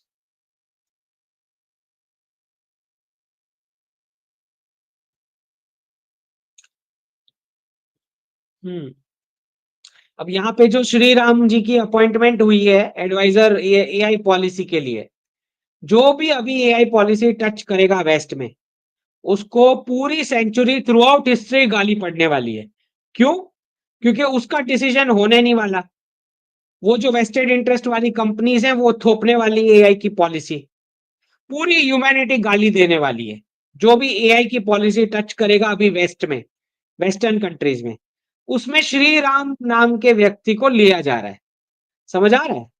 हर जगह एनआरआईज को बकरा बनाने के लिए लिया जा रहा है।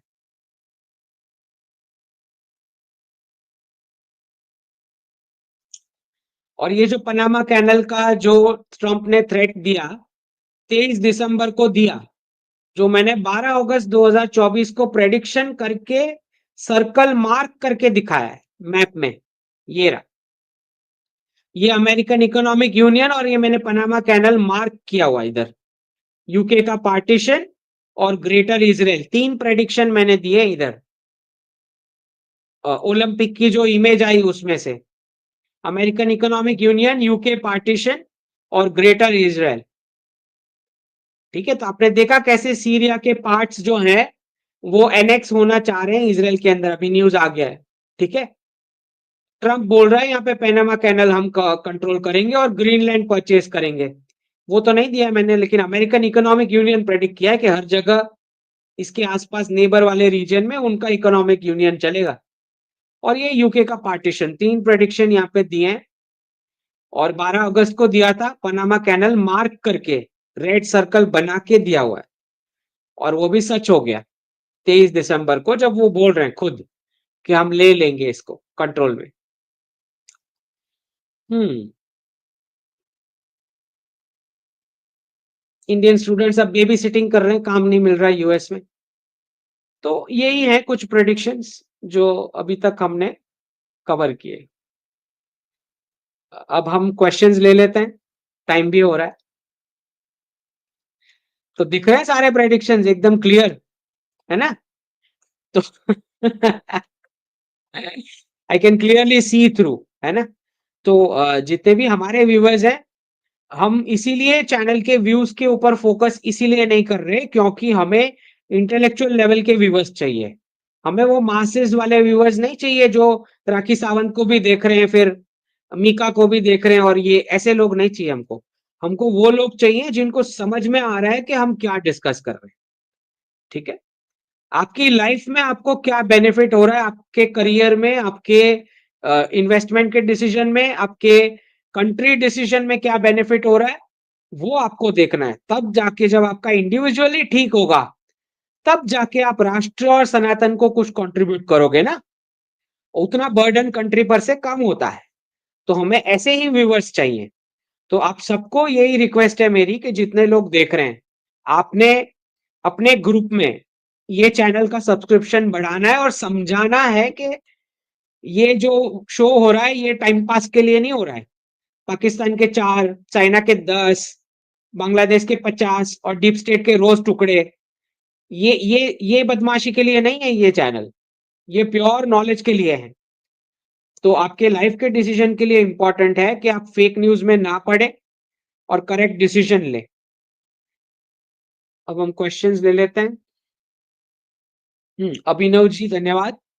Won't gold commodity peg currency help Canadian dollar versus US dollar? Will US push a common currency in the union? ये मैंने अभिनव जी प्रेडिक्शन 2 साल पहले का दिया हुआ है कि अपने एलाइज को यूएस यूक्रेन कॉन्फ्लिक्ट खत्म होने के बाद ये ऑफर करेगा कि क्या हम कॉमन करेंसी करें, मतलब डॉलर ऑब्वियसली, लेकिन वो पब्लिक में आएगा या नहीं आएगा that we don't know. Offer जरूर होगी इंटरनली, कम से कम इंटरनली तो ऑफर ये होने वाली है। ठीक है, जैसे बिटकॉइन में डी डॉलराइजेशन चल ही रहा है। दूसरा क्वेश्चन आपका है करेंसी पेगिंग। देखिए, पेगिंग का डिसीजन जो है वो क्योंकि ब्रिक्स के नेशंस गोल्ड एक्यूमुलेट करके कर रहे हैं डी डॉलराइज, तो ये एक्चुअली एशिया से आना चाहिए इस पर formula, gulf Asia BRICS plus के नेशन से। फिर वेस्ट अडॉप्ट करता है नहीं करता है या कैसे करता है, जैसे टेक्सास और फ्लोरिडा दोनों ने इस पर कुछ डॉक्यूमेंट्स डाले हुए हैं ऑफिशियली, राइट? तो वी विल सी, क्योंकि आगे जा रहे हैं सब डिजिटल करेंसी में। आपको मैं बताता हूं, मैं ये मैंने नवंबर 2016 जब मैंने अहमदाबाद मैनेजमेंट एसोसिएशन में मैंने इस पर स्पीच दिया था, उसमें मैंने 2 प्रेडिक्शंस दिए थे कि प्रेसिडेंट ट्रंप जीतेंगे, तब सब हंस रहे थे। नवंबर 16, 2016। और दूसरा मुझे पूछा गया था कि करेंसी, तो मैंने बोला 10 साल लगेंगे, digital currency backed by gold, 10 साल लगेंगे, ये बोला था। तो नवंबर 2016 से अगर आप 10 साल गिनो, अगर उस हद तक की एक्यूरेसी है सपोज प्रेडिक्शन की, तो होता है नवंबर 2026। हम देखेंगे क्या होता है, लेकिन इतना तो तय है कि पूरा वर्ल्ड डिजिटल करेंसी की ओर जा रहा है। तो डिजिटल करेंसी में तो पैगिंग करना ही पड़ेगा, वरना ट्रेड हो ही नहीं सकता है, क्योंकि हर कोई अगर इलेक्ट्रॉनिक एंट्री कर रहा है, ट्रेड कैसे करोगे? राइट? पाकिस्तान बोलेगा मैंने 50,000 नई एंट्री कर दी तो मुझे ज्यादा गुड्स दे दो या कम दे दो, ऐसे नहीं होने वाला ना ट्रेड। डिजिटल करेंसी में तो पैगिंग करना ही पड़ेगा, किस चीज से कर रहे हैं, कैसे कर रहे हैं, वो हम देखेंगे। What else can buy than gold, silver in Canada? In Canada, कितना सेफ है फिजिकल गोल्ड सिल्वर, ये आपको सोचना पड़ेगा इसके ऊपर। अगर आपको एग्जिट का टाइम समझ में आता है तो क्रिप्टोस कर सकते हो, शॉर्ट टर्म, बहुत ही शॉर्ट टर्म के लिए। एग्जिट का टाइम आपको समझ में आना चाहिए तो आप कर सकते हो, ठीक है? क्योंकि जैसे रेगुलेशन आना शुरू हो जाएंगे क्रिप्टोस पे, फिर प्रॉब्लम होगी। नोमुला राजेश जी धन्यवाद। Is DS anti Putin and Putin powerful than DS? DS anti Putin क्यों होगा? डीएस के टूल किट्स ने पैसे बनाए ना यूक्रेन कॉन्फ्लिक्ट से, वो एंटी पुतिन क्यों होगा? क्वेश्चन नहीं समझ आया मुझे। डीएस की टूल किट्स की कंपनीज ने पैसे बनाए डिफेंस वाली यूक्रेन कॉन्फ्लिक्ट से, तो एंटी पुतिन क्यों होगा? वो तो एंटी पुतिन तब होते अगर यूक्रेन कॉन्फ्लिक्ट की स्क्रिप्ट चलाने से मना कर देते पुतिन और 2 दिन में कंप्लीट कर लेते वॉर, तो एंटी पुतिन होते ना। इसमें तो सबने पैसे बनाए, तो क्यों एंटी पुतिन होंगे? क्वेश्चन समझ नहीं आया मुझे। चलो,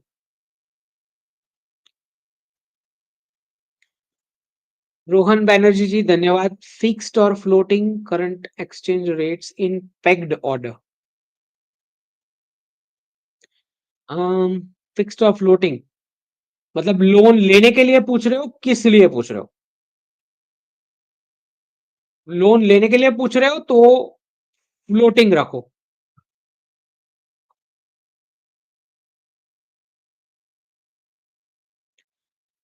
गिरीश भाटिया जी धन्यवाद। For how many more years will petrol vehicles be viable and affordable in Bharat? Petrol vehicles मतलब जो इलेक्ट्रिक से नहीं चल पाएंगे या ऐसा, ऑल्टरनेट पे नहीं चल पाएंगे ऐसा? 2030 लास्ट, 2030। हाँ, अगर आप 6 साल का यूटिलिटी देख रहे हो तो फिर कर सकते हो, सोच लो। आम, कहना था कुछ। धन्यवाद मेंबर बनने के लिए। विनायक पटकी जी धन्यवाद। प्रश्न है, after 2-3 years shall anyone get good job as MS from Germany? After 2-3 years मतलब 3 years अगर मैं ऐड करूं तो 2027, 2030 के बाद डाउटफुल है। 2030 के बाद बहुत कुछ डाउटफुल है, डिग्री और सर्टिफिकेट वाला डाउटफुल है 2030 के बाद। आकाश सोलंकी जी धन्यवाद। 60-70% of the 36 trillion US debt is owned by small island countries. Aaram ji, it's a fact.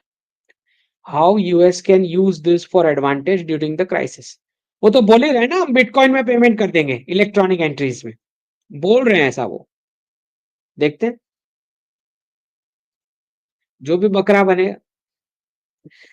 Monk motivation जी धन्यवाद। Considering all world currencies will be digital, what is the future of blockchain technology? का future अच्छा है, क्योंकि technology अच्छी है, उसके बहुत सारे यूज केसेस है। टेक्नोलॉजी के साथ कोई प्रॉब्लम नहीं है, लेकिन करेंसी कोई नहीं बनने देगा, क्योंकि कंट्री का बॉर्डर्स ही का मतलब होता है करेंसी। तो कौन सी कंट्री अपना बॉर्डर छोड़ने वाली है? कोई नहीं छोड़ने वाली। तो बिटकॉइन और क्रिप्टो का जो कॉन्सेप्ट है डिसेंट्रलाइजेशन वाला, वो नहीं चल सकता। ओके, तो वो तो अलाउ नहीं होने वाला है। तो थोड़े टाइम के यूज डी डॉलराइजेशन के लिए यूज हो रहा है ये बिटकॉइन और क्रिप्टो बस। पीपल, ब्लॉकचेन टेक्नोलॉजी में कोई प्रॉब्लम ही नहीं है, इट्स अ गुड टेक्नोलॉजी। उसके बहुत सारे दूसरे यूज केसेस हैं। जयदत्त पंड्या जी धन्यवाद। How much hit Indian economy has to take to push reset? How much hit Indian economy has to take? कुछ जॉब जो हैं, जो वेस्टर्न क्लाइंट्स वाली कंपनीज जो हैं, वो वाले कुछ जॉब्स जाएंगे, और कुछ टीयर वन वाली सिटीज में ये हो सकता है कि रियल एस्टेट में जो 5 to 7% का हिट टीयर वन में, ये लग रहा है, इतना तो लग रहा है हिट। और स्टॉक मार्केट में जो कुछ वीक्स के लिए जो चलेगा क्राइसिस। जयदत्त पंड्या जी धन्यवाद। When do you see globalist making India 2030? ये तो ऑलरेडी दिया हुआ मैंने प्रेडिक्शन कि 2030 तक सारे जो बड़े, स्पेशली रीसेट के बाद स्पीड बढ़ेगी इसकी, जो ऑपरेशंस जो शिफ्ट होने, अभी नहीं, बाद में। जयदत्त पंड्या जी धन्यवाद। What impact do you see on NRI H1B student? ये मैं बता चुका हूं ना कि पहले इलीगल सिटीजन्स की बारी है, फिर लीगल वाले जो नॉन नॉन अमेरिका बॉर्न वाले जो हैं उन पर, और फिर जो नए बर्थ पे तो बोल ही दिया है कि ऐसे ही सिटीजन नहीं मिल जाएंगी। उतना तो है ही, इतना तो मिनिमम है एक्शन। जहां तक स्टूडेंट का प्रश्न है, तो बहुत सारी कॉलेजेस भारत में अपना कैंपस खोलने वाली है अमेरिकन। आज ही 2 UK यूनिवर्सिटीज का न्यूज आया है गिफ्ट सिटी के लिए। 2 ऑस्ट्रेलियन तो आई गई है गिफ्ट सिटी में यहाँ पे। तो वो भारत तो शिफ्ट होना ही है उनको, वो चल ही नहीं सकता, उनका एजुकेशन सेक्टर ही भारत पे चल रहा है बेवकूफ बना के।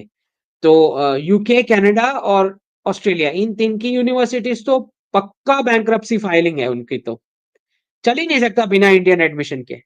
अब क्योंकि वो सब पूरा डी डॉलराइजेशन में पूरा ही सब एक्सपोज हो रखा है, सब कुछ। जिस जिस चीज को हम एलिट समझ रहे थे, यहाँ पे बॉलीवुड, वहां पे हॉलीवुड, यहाँ पे मीडिया, वहां पे मीडिया, यहाँ के लीडर्स, वहां के लीडर्स, सारा एक्सपोज हो रखा है ना। जितना जितना डॉलराइजेशन में जिस जिसको बड़ा बनाया गया, वो सब कुछ एक्सपोज हो रहा है ना, including universities, colleges, everything, consulting, everything. Jaydatt Pandya ji धन्यवाद। DS allowed Trump to win in this crucial time when they decided to move to India. MEA looked excited when he won. Lot of Indian faces in admin, Starlink approval for India, racism against NRI before oath. Help me connect the dots. Is this part of the script? नहीं, ये part of the script नहीं था। अगर Democrats होते तो scripted चल रहा था। अब प्रेसिडेंट ट्रंप में सारा एब्रप्ट होगा। ओके, इनकी डिसीजंस एब्रप्ट हैं, तो सीक्वेंस अब चेंज हो गई ये इलेक्शन के बाद। होना तो है ही, लेकिन स्पीड पकड़ ली है अब। इतनी स्पीड से डी डॉलराइजेशन मैं भी नहीं चाहता, लेकिन ये तो आते ही तुरंत बॉडी को काट पीट के ऑपरेशन करना शुरू कर दिए हैं। इसके सपोर्ट में तो मैं भी नहीं हूं। तो मैंने तुरंत इलेक्शन रिजल्ट आते ही मैं तो मुझे समझ ही नहीं आ रहा सबको आसपास देख के कि ये सब सेलिब्रेट क्यों कर रहे हैं। मेरे को समझ ही नहीं आया रिजल्ट जैसे ही रिजल्ट आया, क्योंकि डेमोक्रेट्स हमेशा से प्रो इमिग्रेंट रहे हैं। तो मेरे को ये बात ही समझ नहीं आई कि किस लिए किस बात का सेलिब्रेशन चल रहा है। इतना पता है मुझे कि डी रेडिकलाइजेशन पे पूरा सपोर्ट ट्रम्प का मिलने वाला है भारत को। ये इतना इतना I can tell you confirmed, deradicalization पे पूरा सपोर्ट मिलेगा। और वहां पे जो LGBTQ और ये जो चल रहा है वोकिस्ट वाला, उस पर क्लैम्प डाउन करेंगे। लेकिन ये तो पूरा आपने ऐसा स्वीपिंग मेजोरिटी दे दिया है क्रिश्चियन व्हाइट नेशनलिस्ट को कि अब ये पूरा रिपेयर करने जा रहे हैं। यूएस इकोनॉमी का 50 साल का जो कबाड़ा हुआ वो सब सॉल्व करने जा रहे हैं बिना क्राइसिस के। मतलब क्राइसिस आने वाला था उसका इंतजार भी नहीं करने का है इनको, ये सीधा ऑपरेशन करना शुरू कर दिए डेड बॉडी को। ऐसा है, देखते हैं। जयशंकर जी जा रहे हैं 6 दिन के लिए, और मेरे को अभी भी होप है कि एटलीस्ट थोड़ा थोड़ा कुछ नेगोशिएट करके आप क्या फ्री ट्रेड एग्रीमेंट यूएस के साथ करके जो एक्सपोर्ट्स और आईटी सेक्टर वाले हैं उनके लिए क्या आप एटलीस्ट कुछ महीने की अ, ये दे सकते हो रिलीफ, अ, ये एफएसआर डिसीजंस में से क्या ये हो सकता है? मतलब ट्राई करना चाहिए, ऐसा मेरा मानना है। इतनी स्पीड से नहीं होना चाहिए। ठीक है, चलो लेट्स सी। सुनने नहीं वाले वो वैसे, बट जयशंकर जी जा रहे हैं 6 दिन के लिए, शायद कुछ वहां से पता चले। जैसी स्पीचेस आएंगी तो पता लगेगा कि कुछ हुआ, कुछ डील हुआ है या नहीं हुआ है या क्या हुआ है। और दूसरा हमारा इंजिन्स वाला भी तो है मैटर, पता ही है हमको। तो जो सुखोई वाला जो रशिया के साथ चल रहा है तो वो तो अलग है। वो ऑलरेडी रशिया का जो डिफेंस का जो पूरा इंफ्रास्ट्रक्चर है वो स्पेंड हो रखा है ये कॉन्फ्लिक्ट के चलते। तो ये कोई अर्जेंट डिलीवरीज आपको नहीं दे सकते रशियंस। ओके, तो डील तो होने का है, डिफेंस डील यूएस के साथ या फ्रांस के साथ या जो यूके है या इजराइल है या यूरोप की कोई नेशन है, ये तो होना ही है डील तो, किसी ना किसी के साथ, वेस्टर्न के साथ। उसी वही डॉलर के रिजर्व्स में से आप पेमेंट भी करोगे ना उसकी। For 30 something year old NRI IT worker in US, what to focus the next 1-2 years and in what sequence? अगर आप 30 साल के हो और जॉब कर रहे हो तो फटाफट से निकल लो वेस्ट में से, आपको वेस्ट एशिया में शिफ्ट होना है। अर्जेंसी आपके लिए ये है, और पैसे तो फटाफट से निकालो, क्योंकि कब एग्जिट टैक्स आएगा और कितना परसेंटेज आएगा मुझे नहीं पता। पैसे निकाल लो और भारत में इन्वेस्ट कर लो, सेविंग्स जो है आईएनआर में कन्वर्ट करा के रखो। ओके, और वर्क तो आपको वेस्ट एशिया में ढूंढो वर्क के लिए।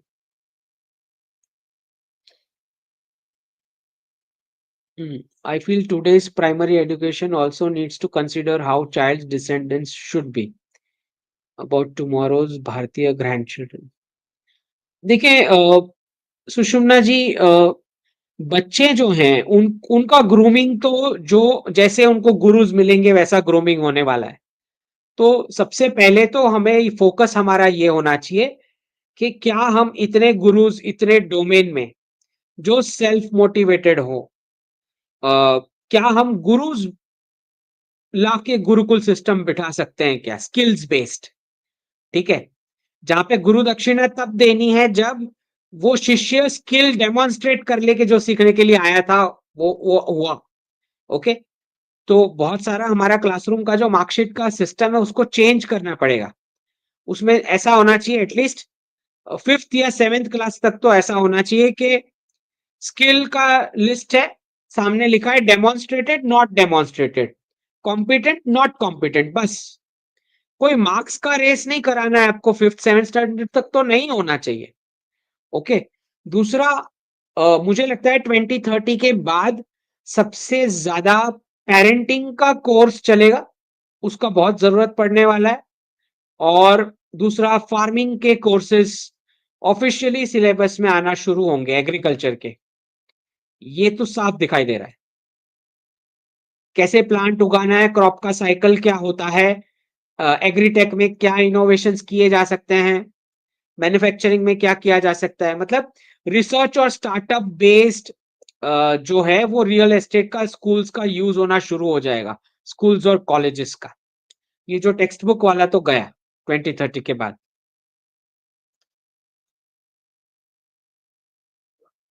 हम्म अब ये जो शेख हसीना जी के एक्स्ट्राडिशन के बारे में बार बार क्वेश्चन आ रहा है, कोई एक्स्ट्राडिशन नहीं होने वाला है। उन्होंने भले ऑफिशियल डाला है रिक्वेस्ट। ओके, सबसे पहले तो उसमें एक्स्ट्राडिशन के अग्रीमेंट के अंदर ही बहुत सारे क्लॉजेज हैं जो जिसके लिए ये लोग क्वालिफाई नहीं करते। सबसे पहले तो जिस कंट्री हमको जैसे एक्स्ट्राडिशन की रिक्वेस्ट मिलती है तो सबसे पहले उसमें ये क्राइटेरिया है कि क्या हमको लगता है कि वहां पे लीगल जो प्रोसीडिंग्स होगी वो फेयर होने वाली है, क्या वो क्राइम का कुछ एविडेंस है। बहुत सारे अंदर क्लॉजेज हैं। ओके, तो ऐसा नहीं है कि हम भेज देने वाले हैं हसीना जी को, शेख हसीना जी को, नहीं नहीं नहीं। दूसरा तो हम ये भी बोल सकते हैं कि legitimate government in the sense, elected government जब आएगी तब हम देखेंगे। इलेक्टेड गवर्नमेंट जब लेजिटिमेट लोगों के रिप्रेजेंटेटिव बांग्लादेशी के जब होंगे, वो जब एक्स्ट्राडिशन की रिक्वेस्ट डालेंगे तब हम देखेंगे। ये भी कर सकते हो आप आंसर में। तो बहुत सारे आंसर्स हैं। ऐसा नहीं है कि उन्होंने बोला है तो आपने भेज दिया है ऐसे। ऐसा नहीं है। There are many clauses in the extradition agreement. Okay. Sagnik Roy ji धन्यवाद। Will Bharat suffer same fate that Japan EU suffered due to individualism and selfish mindset? At least tier 1 की fiat dollar cities में तो दिख रहा है. What steps government taking to discourage it? इसमें government ज्यादा कुछ नहीं कर सकती. इंडिविजुअलिज्म वाला माइंडसेट हटाना है तो जैसे मैंने बताया कि स्कूल्स और कॉलेजेस जो हैं वो ये सिखाई नहीं रही कि आप पेरेंट्स को कैसे यूजफुल हो सकते हो, आप आपकी नेक्स्ट जनरेशन को कैसे यूजफुल हो सकते हो, वो बता ही नहीं रहे ये चीज. तो प्रॉब्लम वहां पे है. गवर्नमेंट क्या कर लेगी? और दूसरा, जॉब मॉडल होता ही सेल्फिश है. जॉब मॉडल तो सेल्फिश है ना. जॉब मॉडल का मतलब ये होता है ना कि नेक्स्ट जनरेशन को भी जॉब ही ढूंढनी पड़ेगी. It's a selfish model. आप जॉब कर रहे हो इसका मतलब ही ये होता है कि आप चाहते हो कि नेक्स्ट जनरेशन भी इंटरव्यू ही देने जाए कहीं पे. इट्स अ सेल्फिश वन कि भाई मैं खर्च कर लूंगा मेरे जितने इकट्ठे हुए पैसे. It's a selfish model. वो सर्वाइवल वाला मॉडल है ना, कि मेरे को खाली सर्वाइव करना है, मेरे को जीना है, बस मुझे जीने दो. जॉब मॉडल का डेरिवेशन ही ये है कि प्लीज मुझे जीने दो. That is the theme of job model. तो बहुत ही मतलब उसमें फैमिली का फिर क्या काउंटिंग होना है? कुछ भी नहीं होना है.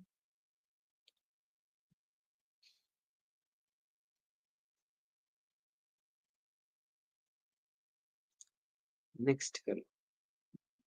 ऋषभ जी धन्यवाद. 25% से ज्यादा प्रॉफिट लेना नॉन धार्मिक होता है. देखिए ये जो सिस्टम एंशियंट भारत के कुछ एरियाज में जहां पे धार्मिक सेंस श्रेणी धर्म के भाग में ही आता था. जहां पे हम अकाउंट की बुक्स में लिखते हैं श्री सवा, ऊपर लिखते हैं श्री सवा, का मतलब है कि 25% ऑन कॉस्ट. उससे ज्यादा प्रॉफिट मैं चार्ज नहीं करूंगा किसी भी कस्टमर से, चाहे कितना ही मेरा मोनोपोली क्यों ना हो उस बिजनेस में. ठीक है. तो दैट वाज अ धार्मिक कैप लग गया था प्रॉफिट पे. जो एक्सट्रीम कैपिटलिज्म, एडम स्मिथ वाले कैपिटलिज्म को जिसकी बहुत जरूरत है. क्योंकि अगर आप ये कैप नहीं डालोगे तो समाज में गरीबी फैलेंगी, तो फिर कार्ल मार्क्स का जन्म होगा जो फ्री में मांगेगा. ओके. तो ऐसा 25% का एटलीस्ट गुड्स वाले सेक्शन में ये रूल था कि गुड्स के ऊपर आप 25% ऑन कॉस्ट, उससे ज्यादा नहीं लोगे. वरुण जी धन्यवाद. Your inputs on future of hospitality industry. Boom करेगा. Focusing on senior citizen in India. With combination of Ayurveda, yoga, sattvic diet to address issue genuinely. This makes sense. Decolonization के part में ये इस प्रकार की सारी एक्टिविटीज को boom मिलेगा. इसका अच्छा है भविष्य. काम ओशियन जी धन्यवाद मेंबर बनने के लिए. How did de-dollarization script change in 2014 timeline wise? In 2014 में चेंज नहीं हुआ है. 14 में आपको वो लीडर मिले जिन्होंने जो इस पर अलाइंड थे. 14 से पहले वाले आपकी कोई गवर्नमेंट इस पर अलाइंड नहीं थी. ठीक है. पता ही नहीं था उनको. अलाइन तो बहुत दूर की बात है, पता भी नहीं था. So that's the big change. Okay. Ayosha ji धन्यवाद. Defence and energy theme mutual fund invest start good और बैड? गुड, लेकिन क्राइसिस के टाइम पे. एनर्जी थोड़ा डाइसी है. बहुत लॉन्ग टर्म के लिए डाइसी है. डिफेंस लॉन्ग टर्म के लिए, मिड टर्म के लिए, शॉर्ट टर्म के लिए हर एक तरीके से अच्छे हैं, लेकिन क्राइसिस के टाइम पे लेना है. Any future action on corruption in bureaucracy in India? Will corruption end और not in Indian bureaucracy? Corruption जो है वो ह्यूमन नेचर है, वो कहीं पे एंड नहीं होता है. ओनली धर्म जो है, धर्म उस पर कंट्रोल कर सकता है. टेक जो है उस पर 5-7% कंट्रोल ला सकता है, अगर आप प्रोसेस में टेक का कुछ इस्तेमाल करके कम करो तो. बाकी ज्यादा कुछ नहीं हो सकता. ये ह्यूमन नेचर है करप्शन. ठीक है. Most of the youth chasing this jobs 21-32 age. हाँ, वेस्ट ऑफ टाइम है, पर मेरा तो ये मानना है कि अगर ब्यूरोक्रेसी एक्सेस है तो अफ्रीका भेज देनी चाहिए। मैंने तो ये 3 साल से मैं ये डाल रहा हूँ कि उनको अफ्रीका भेज दो, क्योंकि वहां पे गवर्नेंस की जरूरत है।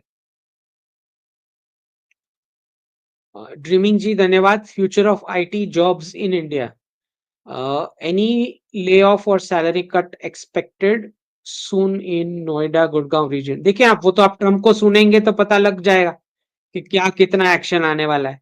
अगले 6 महीने में अच्छा खासा पॉलिसी समझ में आ जाएगा कि वो क्या करना चाह रहे हैं।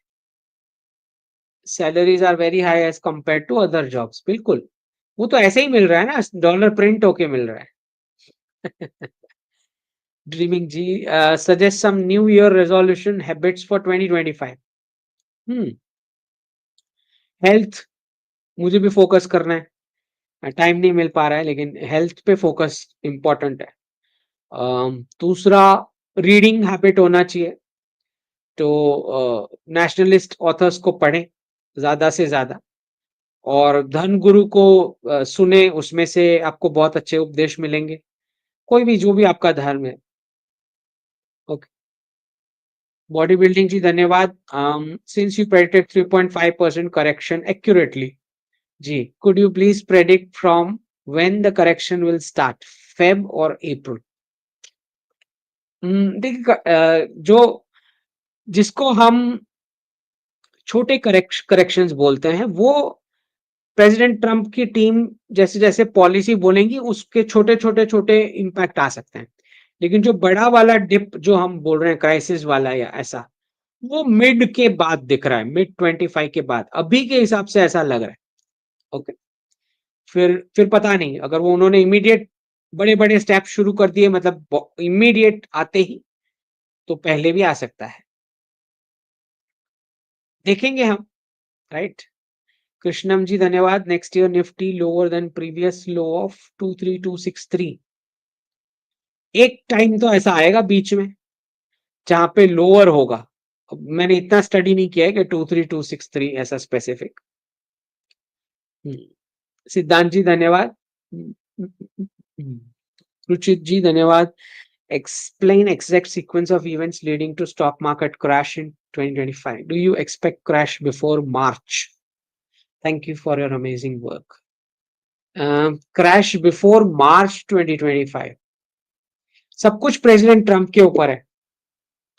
राइट, स्टार्टिंग के दिनों में क्या टोन है समझ आ ही जाएगा हमें, देखते हैं कैसे जाता है। और करना उनको इमीडिएट पड़ेगा ही, क्योंकि 2 साल बाद इलेक्शन है, mid term election. Little explorers ji धन्यवाद।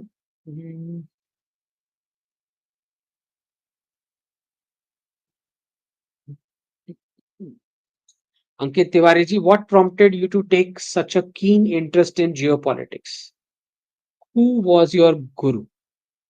अंकित जी, गुरुज तो बहुत सारे रहे, छोटी एज से ही जितने सारे टीचर्स भी अच्छे थे, but keen interest in Jio politics तब से शुरू हुआ जब मेरा पीएचडी की थीसिस में मुझे समझ में आया कि ई कॉमर्स ने ऑफलाइन शॉप्स को जो खत्म किया या इतना डैमेज किया, वो डॉलर की वजह से हुआ। वो जब मेरे पीएचडी रिसर्च में मुझे समझ में आया, फिर मुझे इंटरेस्ट लगा कि डॉलर ने फिर और क्या क्या किया है, तो देन आई वेंट बैक। तो तब से इंटरेस्ट जियो पॉलिटिक्स में आया समझ में। ठीक है, तो नॉट अ सिंगल गुरु, बहुत सारे हैं गुरुज तो। एसपीजी धन्यवाद। Which BIMARU state will be the first to come out of this club? Also rank the states on the economic performance and current policy frame. सबसे बेस्ट, मतलब उत्तर प्रदेश को बीमारू बोला जाता था एक वक्त में, तो सबसे बेस्ट परफॉर्मेंस उस कैटेगरी में यूपी का सबसे बेस्ट चल रहा है अभी। ठीक है, बिहार अभी भी पीछे है, क्योंकि अभी भी कोएलिशन पॉलिटिक्स और वो सब है, और उस स्पीड से वर्क नहीं हो रहा है जिस स्पीड से यूपी में हो रहा है, और शायद सेंटर का सपोर्ट यूपी में ज्यादा है कंपेयर टू बिहार और अदर स्टेट्स, ये भी है। इनफैक्ट यूपी में ही सबसे ज्यादा इन्वेस्टमेंट और फोकस सेंट्रल गवर्नमेंट का रहा। ओके,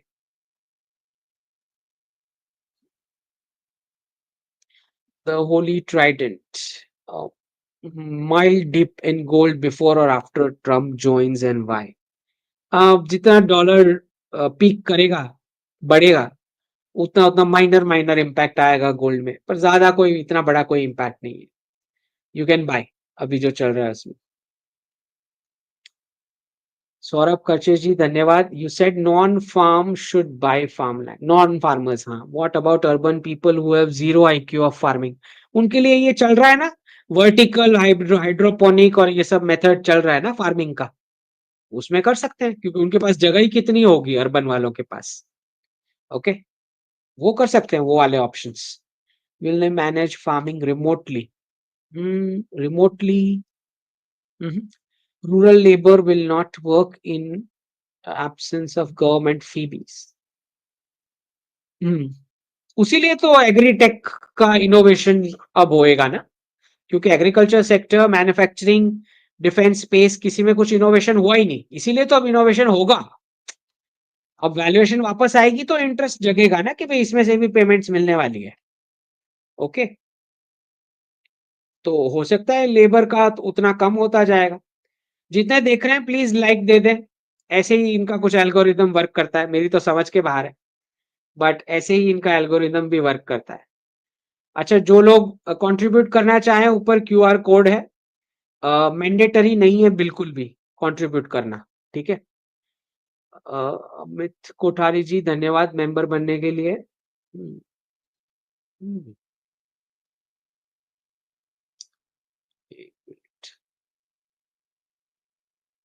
नेक्स्ट रेखा वर्मा जी धन्यवाद। How is the growth of room rental business in tier 2 cities after 2030? Room rental in tier 2, at least आप स्टूडेंट्स और यंगस्टर्स ज्यादा टियर 2 में आएंगे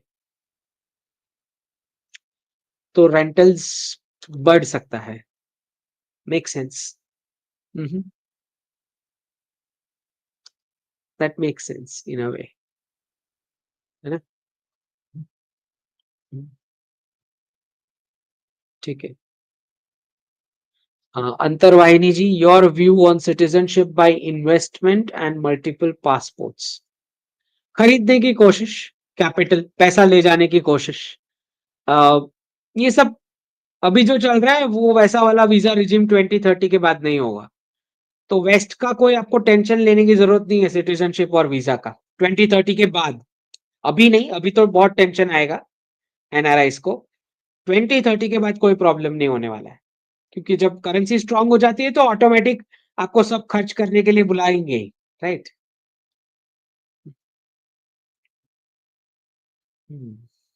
ठीक है। नेक्स्ट, श्रेय पटेल जी धन्यवाद। Do I have 2-3 years before collapse? नहीं, उतना टाइम नहीं है। टेल्स फॉर रिवर धन्यवाद। 1 = 3 विल रीअप्रिसिएट और डेप्रिसिएट और बोथ? विल रीअप्रिसिएट और पहले 1 = 3 पे तो पहुंच जाए। अभी तो जो दिसंबर 2025 वाले क्वार्टर में जब पहला ट्रिम आएगा, तब अगर मुझे लगता है तो मैं इसको रिवाइज करूंगा। अभी तक तो कोई फैक्टर्स में चेंज नहीं है, लेकिन पहला ट्रिम जब आएगा तो थोड़ा थोड़ा समझ में आना शुरू हो जाएगा कि ये लोग किस प्रकार के रीसेट की ओर आगे बढ़ रहे हैं, मतलब फॉर्मूला क्या बनने वाला है। ओके, तब जाके इस पर कुछ कमेंट कर सकते हैं। If rupee appreciates will it mean deflation in asset prices? Will Singapore be as impacted as west? उतना नहीं, उतने प्रपोर्शन में नहीं। सिंगापुर में इम्पैक्ट आएगा लेकिन उतने प्रपोर्शन में नहीं आएगा। डिफ्लेशन होगा, एसेट्स का नंबर्स जाएंगे, वो तो पता ही, मैंने बताया हुआ है। आरएक्स जी धन्यवाद मेंबर बनने के लिए। अक्षय हेगड़े जी धन्यवाद। Farmer income will increase without affecting inflation?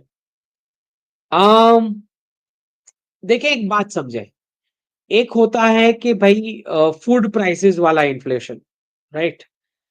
दूसरा ये है कि आपका जो इंटरनेशनल ट्रेड होगा जिसमें ब्रिक्स का ग्रेन एक्सचेंज भी बन रहा है, तो उसको वैल्यूएशन रखा जाएगा शायद उस प्रोपोर्शन में जहां पे आपके इंपोर्ट बिल्स का एक प्रोपोर्शन कवर हो रहा है, तो वहां से इन्फ्लेशन कटेगा, जो आपका इंपोर्ट बिल्स कटेगा उसमें से।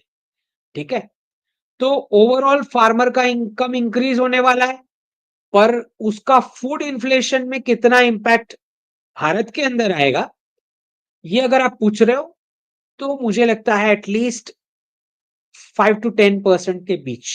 खाली फूड इन्फ्लेशन की बात कर रहा हूं, जबकि आपके बाकी के कॉस्ट में से कट सकता है इन्फ्लेशन, राइट। 5 to 10% हो सकता है। योगिता जी धन्यवाद। Sir, what is future of IT sales in India market? Future is good तब तक जब तक आप इनोवेशन पर भी फोकस करके अपना खुद का प्रोडक्ट बना करके, क्योंकि गवर्नमेंट ये चाह रही है कि swadeshi technology development. Okay, Akshay Hegde ji धन्यवाद। Future of coffee estates Indian spices farming, good, कोई उसमें डाउट नहीं है। NTech ji, why Indian banks follow Swiss norms? कौन से? कोई स्पेसिफिक बताओ तो मैं कमेंट कर सकता हूं। हमेशा स्पेसिफिक पूछना चाहिए। धीरज शेट्टी जी, good time to introduce digital rupee since majority are now using UPI. Will digital rupee pay? हाँ, डिजिटल रुपी आएगा उसके बाद ही तो ट्रांजैक्शन टैक्स आएगा ना। पहले 500 की नोट पे एक्शन आएगा, फिर डिजिटल रुपी को पुश किया जाएगा, फिर जब मैक्सिमम पॉपुलेशन डिजिटल रुपी पे आ चुकी होंगी उसके बाद तो ट्रांजैक्शन टैक्स लगेगा हर एक ट्रांजैक्शन पे। फिर आप जीएसटी और इनकम टैक्स धीरे धीरे धीरे थोड़ा थोड़ा काटना शुरू कर सकते हो। मतलब जो मैं बता रहा हूँ 2029 में 30 लाख तक आप फिर इनकम टैक्स जीरो कर सकते हो। डिपेंड ये करता है कि कितना स्पीड से आप डिजिटल की ओर जा रहे हो। मेरे हिसाब से 2029 में ये होना चाहिए, फिर देखते हैं। Specify some benefits of digital rupee with in Bharat. फिर ऐसी बहुत सारी आपकी कम्युनिटीज हैं जो कोई भी टैक्स नहीं भरती और बेनिफिट सारे वही ले लेती है ना? तो उनके सारे ट्रांजैक्शन पे टैक्स कटेगा, समझ रहे हो? फिर बिजनेसेस हैं जो एक्सपेंसेस बताते रहते हैं, राइट। अब एक्सपेंसेस बताएंगे, एक्सपेंसेस के साथ ही कट रहा है टैक्स, जहां जहां पेमेंट करी टैक्स कट रहा है, तो वो भी बारी बंद हो जाएगी विंडो टैक्स चोरी की। सैलरी वाला बेचारा, उसको कंपल्सरी, वो भी कोई दूध का धुला हुआ नहीं है, वो उसको बेचारे को कंपल्सरी कट रहा है इसलिए, तो वो थोड़ा बच जाएगा। तो सैलरीड वालों ने तो सबने सपोर्ट करना चाहिए डिजिटल डिजिटल करेंसी। ओके, चलिए। रेखा जी धन्यवाद। डी रेडिकलाइजेशन का एक बहुत बड़ा भाग है डिजिटल करेंसी, और डी मिशनराइजेशन का भी। ओके, क्योंकि जितने जितने ये सारे इलिसिट ट्रांजैक्शन हो रहे हैं, फिर आप ट्रैक कर पाओगे। ओके, क्योंकि हर एक पेमेंट में से टैक्स जा रहा है, समझ रहे हो? तो बहुत बहुत इंपॉर्टेंट है ये। टेरर टेरर फंडिंग में जा रहा है या जहां भी जा रहा है, किसने किसको ट्रांसफर किया वो दिख रहा है सब कुछ, राइट। रेखा जी धन्यवाद। When big tech companies of US completely transfer their offices to India, then what will be the future of small local tech companies of India? देखिए, सारी बिग टेक कंपनीज यहाँ पे शिफ्ट करेंगी ऐसा नहीं है, क्योंकि मल्टीपोलर ऑर्डर में जा रहे हैं, यूनिपोलर वर्ल्ड ऑर्डर में नहीं जा रहे हैं हम। जैसे चाइना में से पूरा मैन्युफैक्चरिंग भारत नहीं आने वाला है, चाइना +10 हो जाएगा मैन्युफैक्चरिंग में। बिल्कुल वैसे ये टेक भी सब इंडिविजुअल रीजनल पावर्स अपना स्वदेशी टेक्नोलॉजी मूवमेंट चलाएंगे। तो जो कंपनीज भारत में शिफ्ट भी होगी, उसको इंडियन लॉस पकड़ाए जाएंगे कि इंडिया के हिसाब से तू करके दे, राइट। जैसे थोड़ा थोड़ा इन्होंने सिग्नल देना शुरू किया, जैसे अगर भारत में आप फोन बना रहे हो तो एक ही प्रकार का आप चार्जर बना सकते हो, अलग अलग प्रकार के चार्जर नहीं बना सकते अगर भारत में मैन्युफैक्चर करके बेचना है तो, समझे? तो ये होने वाला है स्वदेशी टेक्नोलॉजी मूवमेंट। हर एक रीजनल पावर्स अपने हिसाब से जो भी बिजनेस शिफ्ट होगा उसके लिए रेगुलेशंस लेके आएंगे।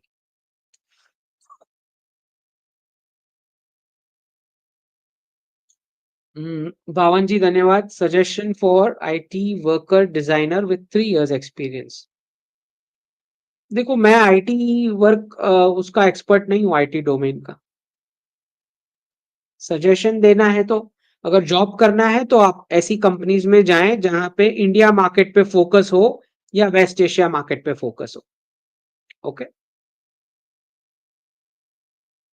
धीरज शेट्टी जी, फौजी घर वापसी over a period of time. Hmm. जी। नेक्स्ट।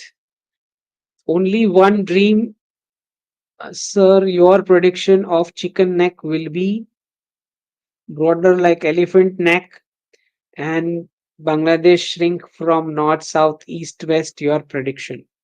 देखिए मेरा इतना मानना है कि अगर इतने सारे जो इलीगल्स आए हुए हैं आपकी कंट्री में, पहले तो वो वापस भेजने हैं।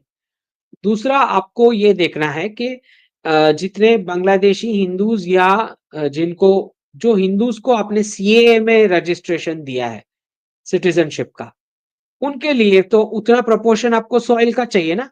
1971 के पहले से जो इलीगली क्रॉस करके आए हुए हैं उस साइज का ज्योग्राफी आपको चाहिए।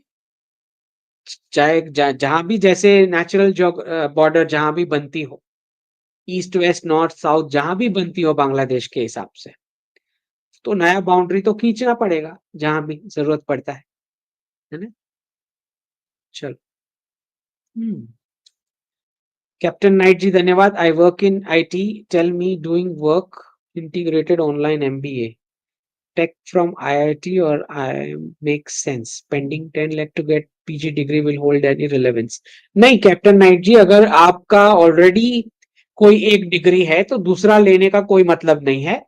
मैं आपको सजेस्ट करूंगा जहां पे आपको वर्क करना है, चाहे कंसल्टिंग हो या जॉब हो, जो भी डोमेन हो, उसका स्पेसिफिक स्किल आप सीख लो ऑनलाइन।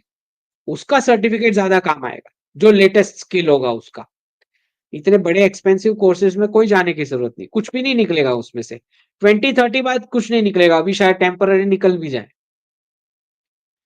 अंकुर जी धन्यवाद। Why Texas future is good, invest Texas stock exchange. हाँ वो नया बना रहे हो कुछ स्ट्रक्चरल फॉर्मेट करके, तो ऑब्वियसली डीप स्टेट की स्क्रिप्ट होगी।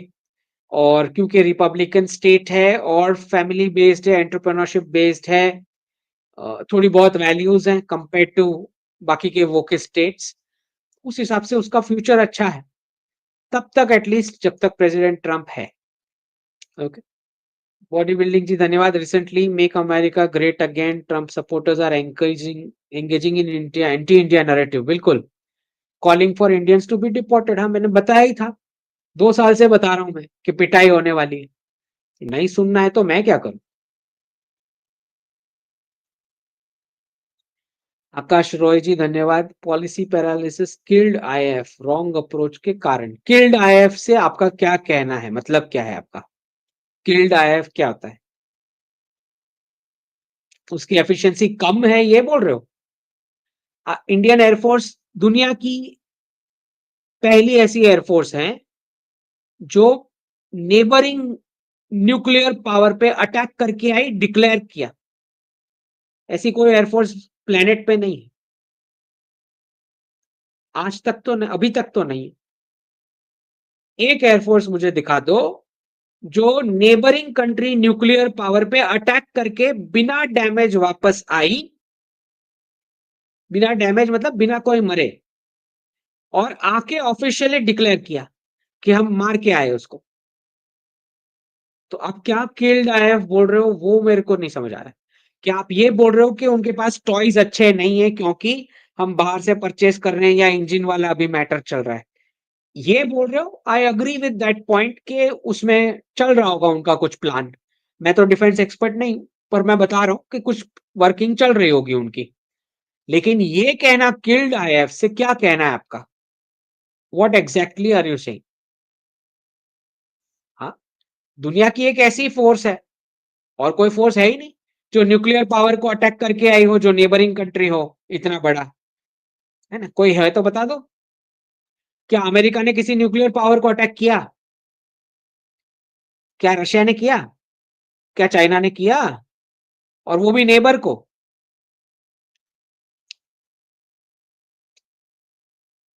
शब्द सिलेक्ट करने से पहले 10 बार सोचा करो क्या बोल रहे हो। पार्था जी धन्यवाद। Kaveri delayed as GOI didn't want more of our scientist killed. नहीं, ऐसे नहीं होता है। Now market forces need a strong Bharat, so talk of reforms in HAL DRDO.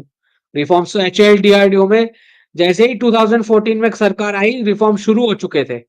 तो एचएएल डीआरडीओ अपने पीक पे वर्क कर रहे हैं अभी, मतलब पिछली जितनी भी हिस्ट्री हो उसमें से। क्या और बेटर कर सकते हैं? बिल्कुल।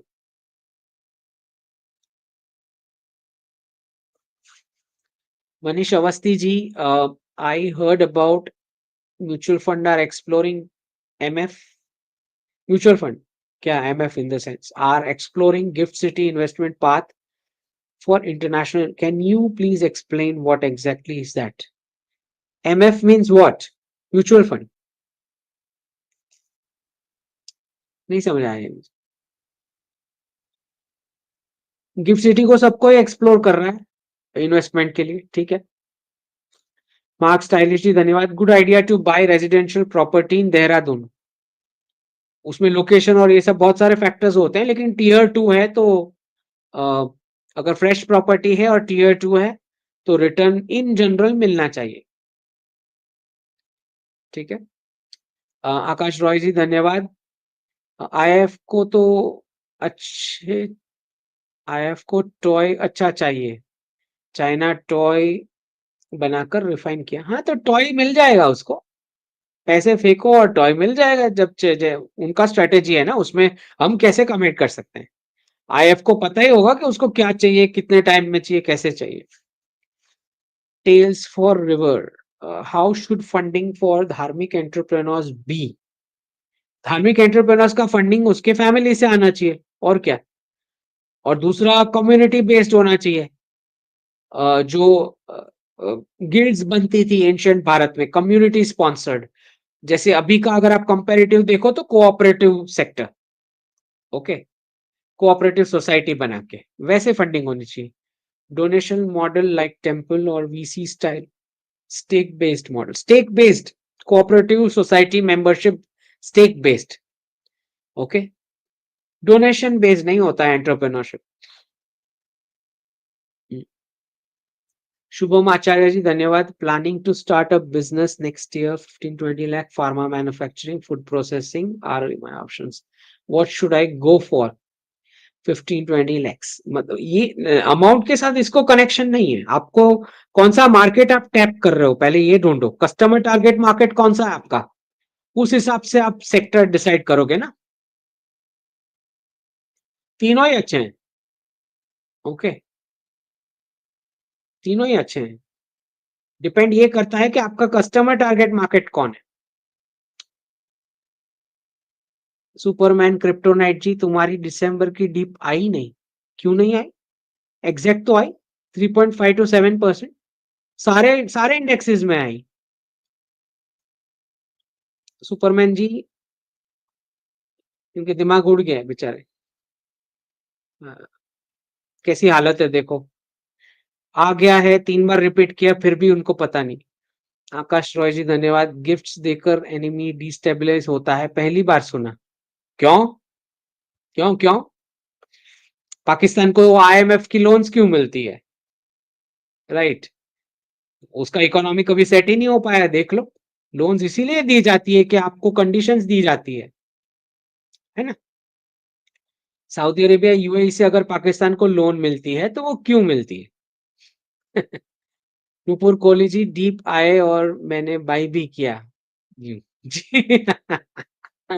सबने बेनिफिट किया, जिनको प्रॉफिट बुकिंग करना था उन्होंने प्रॉफिट बुकिंग कर लिया, और जिन्होंने परचेज करना था परचेज भी कर लिया, ठीक है।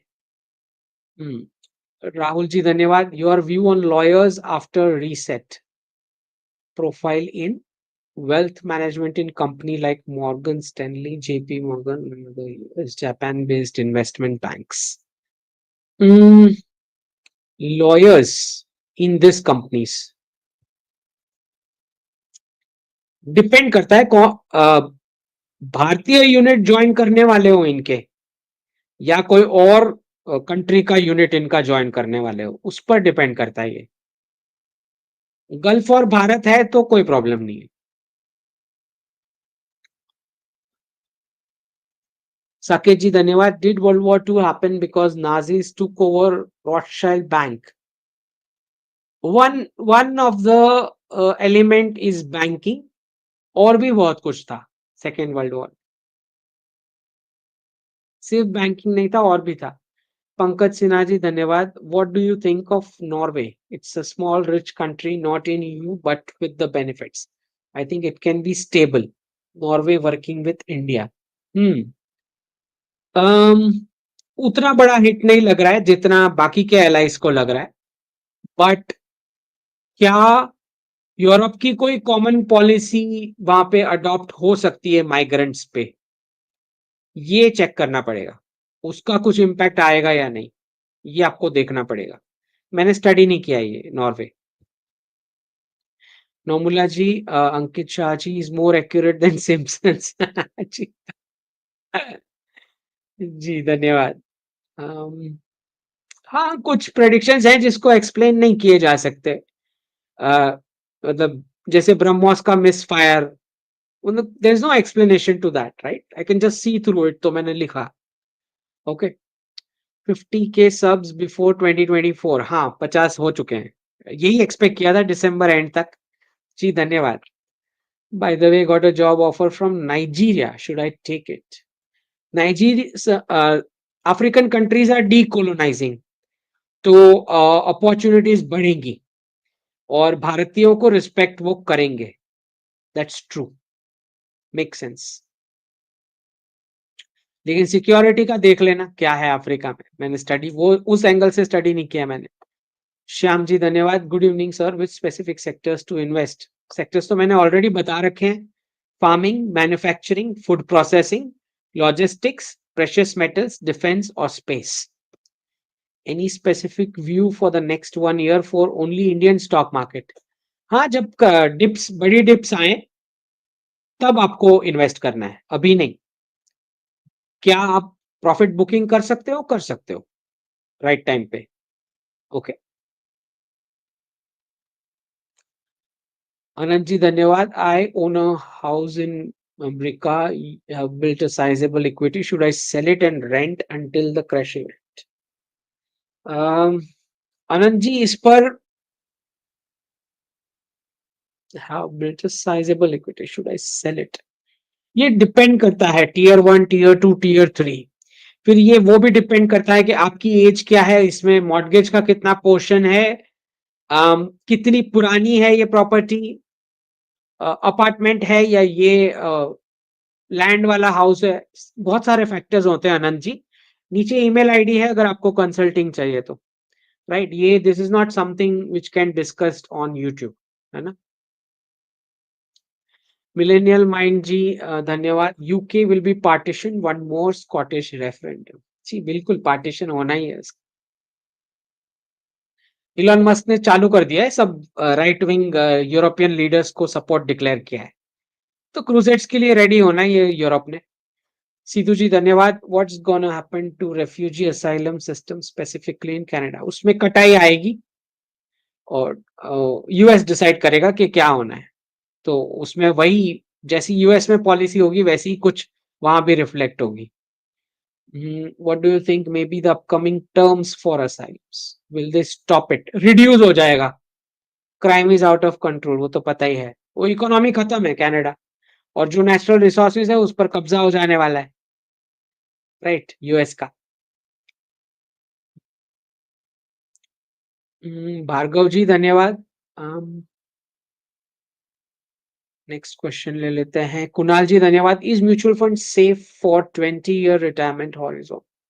डिपेंड करता है कि कौन से सेक्टर में वो डाल रहे हैं। 20 years में तो प्रॉब्लम नहीं आना चाहिए इन जनरल। तुषार दारेवर जी धन्यवाद। Any recommendation for finding better Ayurvedic alternatives for angioplasty bypass surgery in India? Any reference can be helpful.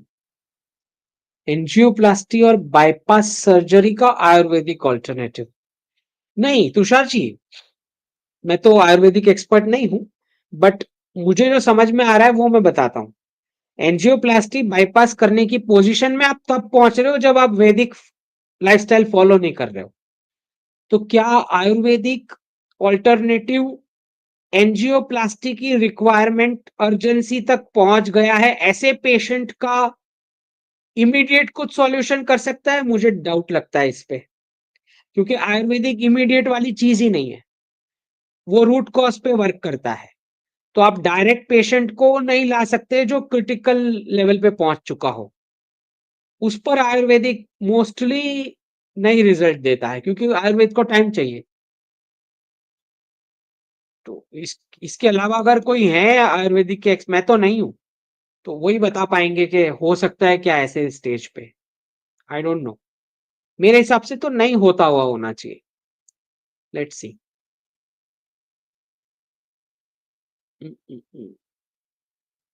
Millennial जी धन्यवाद। Can India bring back black money, how an impact? देखिए सारा digital हो जाएगा, तो जिनकी नोट्स बाहर पड़ी होंगी वो तो गए, राइट। अगर एंट्रीज भी है वो वापस लेके आते हैं, सपोज इलेक्ट्रॉनिक फॉर्म में पैसे ट्रांसफर करा के, तो उस केस में भी एंट्री का रिकॉर्ड आएगा, तो टैक्सेशन ऑटोमेटिक लग जाएगा। Okay, so let's wait for 500 rupee note action. Rohan Banerjee ji धन्यवाद। Earlier was asking about whether currency exchange rate will remain floating after pegging them to gold. और नहीं, वो तो फ्लोटिंग रहेगा, लेकिन पीरियोडिक चेंज आ सकते हैं। मतलब वो तो एक्सचेंज रेट कभी फिक्स वाला तो मुझे तो डाउट लग रहा है वो चीज। अगर फिक्स करते भी हैं तब भी 3 मंथ 6 मंथ्स या ऐसा कुछ रिवाइज करना पड़ेगा, ऐसा मेरी समझ में है। लेट्स सी कैसे होता है, लेट्स सी। शायद उस तरह से पैकिंग ना भी करें, ये हो सकता है कि गैप ट्रेड को गोल्ड के एडजस्टमेंट में पेमेंट कर दे, ये भी हो सकता है, या गोल्ड का इंस्ट्रूमेंट का पेमेंट कर दे, जो गैप ट्रेड आ रहा है नेट आपका इंपोर्ट एक्सपोर्ट का, ये भी हो सकता है, क्योंकि पेमेंट मैकेनिज्म सारी कनेक्ट कर रहे हो आप। तो ऐसा जरूरी नहीं कि ये वाला ही पैकिंग होगा जो डायरेक्ट करेंसी के साथ लिंक है, ये वाला भी पैकिंग हो सकता है कि गैप एडजस्टमेंट के लिए। ओके। टोनी स्टार्क जी धन्यवाद। Sir in future Akhand Bharat will be Hindu be in majority? जी, कोई डाउट नहीं है उसमें, ऑलरेडी हिंदू राष्ट्र है। राकेश जी धन्यवाद। US will grow after reset, India और US for next generation kids. US will grow after reset, लेकिन 10 साल का लो लाइफस्टाइल आ रहा है, अभी जो लाइफस्टाइल है उससे काफी लो आ रहा है। तो what is best for next generation kids? Bharat. Kids के लिए और एज वालों के लिए तो अच्छा है ही नहीं वो कंट्री, वेस्ट का कोई भी। वो बूढ़ों के लिए और छोटे बच्चों के लिए है ही नहीं वो कंट्री, कभी नहीं था, आज भी नहीं है, पहले भी नहीं था। वो खाली वर्किंग वाली पॉपुलेशन के लिए ही वो कंट्रीज बनी है। वो अब्राहमिक थॉट प्रोसेस है, और जीसस जो है वो अपनी 30s में मर गए, तो उनको छोटे बच्चों की नहीं पड़ी है ना एज वालों की कोई पड़ी है, समझे? ऐसे ही है। उल्हास जी धन्यवाद। Is DS majority Catholic Protestant और Jewish? Majority Jewish, Jewish ancestry majority. Calm ocean ji धन्यवाद। If BJP didn't come, how when would de-dollarization happen? If BJP didn't come, president Trump खुद कर रहे हैं अब इतनी स्पीड में, अब बीजेपी या उसके साथ कुछ कनेक्शन ही नहीं है, यूएस खुद कर रहा है ना। जब आपने प्रेसिडेंट ट्रम्प के फर्स्ट टर्म में 8 ट्रिलियन छाप के यूज करा है, फिर बाइडेन 4 साल आए उसने और 8 ट्रिलियन छाप के यूज करा, दोनों मिला के 16.5 ट्रिलियन से ज्यादा छाप दिए 8 साल में।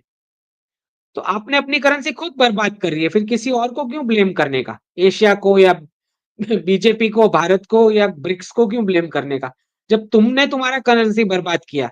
आईटी सेक्टर वाले जो ब्लेम कर रहे हैं ले ऑफ जो आएंगे उसके लिए उनको ये बोलो ना कि अमेरिका ने खुद अपनी करेंसी खराब करी स्क्रिप्ट के तहत, फिर किसी और को क्यों ब्लेम देना है।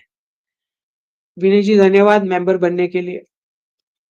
ये सब मजे किए ना अमेरिकन सिटीजन्स, 8 साल में 16 ट्रिलियन प्लस का जो उन्होंने अच्छा लाइफस्टाइल जिया कंजम्पशन करके, वो खुद अपनी गवर्नमेंट खुद उन्होंने मजे किए, अब कंप्लेन करने का कोई आता ही नहीं प्रश्न।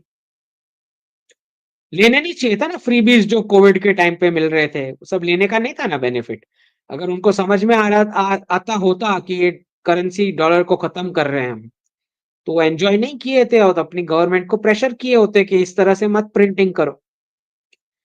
लॉरेंस बिश्नोई जी धन्यवाद। Future of government exam specially SSC CGL, ये मुझे स्पेसिफिक नहीं पता, लेकिन इतना बता रहा हूं कि सिविल सर्विसेज रिफॉर्म्स की जरूरत है। सुरेश यादव जी धन्यवाद। How to prepare for enterprising for next generation, market study, market जाओ स्टडी करो, लाइफ रियल लाइफ एक्सपीरियंसेस। बच्चों को आप वीकेंड में भेज सकते हो एज अ 3-4 घंटे as a salesman. Okay, testimonials भी कलेक्ट हो जाएंगे, उनके सर्टिफिकेट ले लो। वो जॉब जिसका शॉप है उससे सर्टिफिकेट भी ले लो कि हमारे बच्चे ने ऐसे सर्व किया था इस छोटी सी एज में, उनको इतना एक्सपीरियंस हुआ बिजनेस का।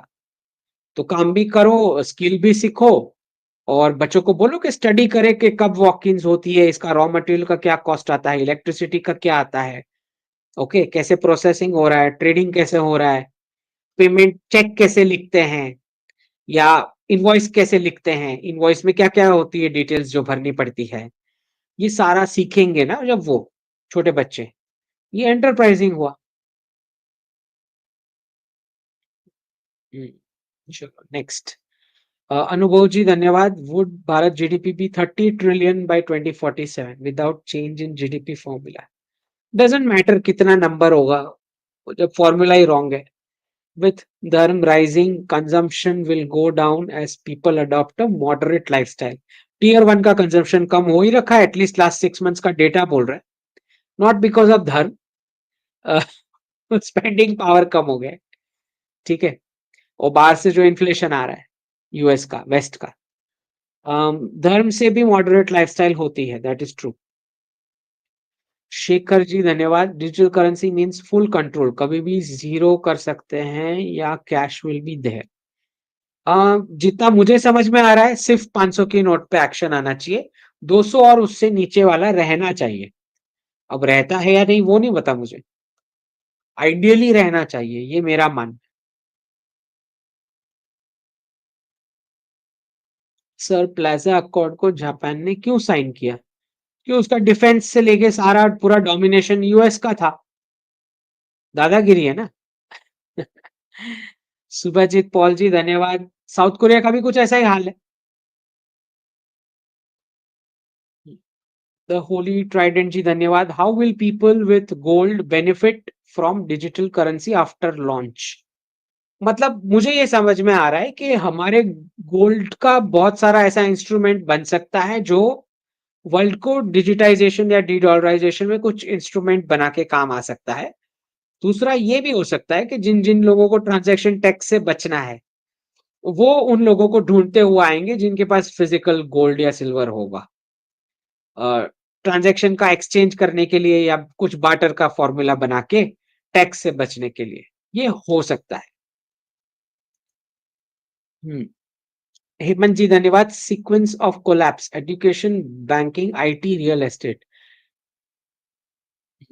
Banking, IT, real estate, education, consulting भी है। शुभम जी धन्यवाद। Future of UAE, Saudi Arabia and Russia, all good, all three of them good. Okay. Kamlapur ji धन्यवाद। I move to Germany 2 years ago, will be there for 2-3 years, maybe in another European country.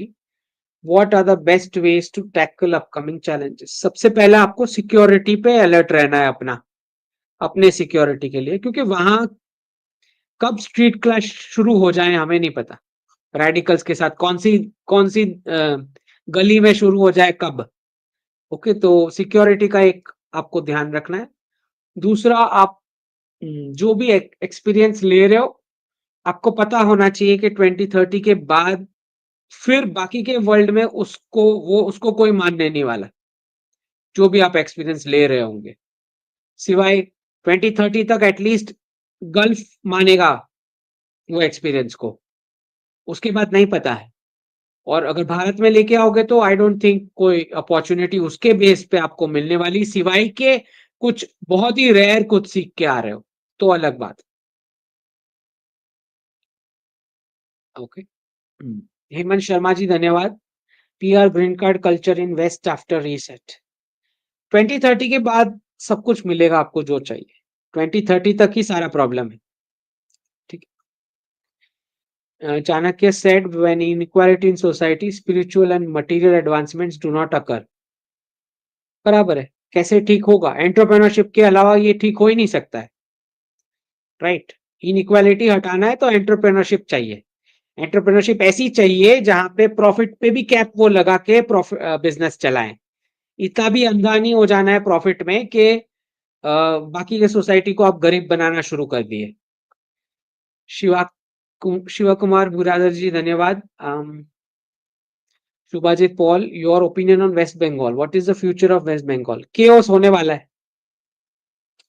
2030 के बाद कुछ अच्छा time दिख रहा है, जब आपको नेटिव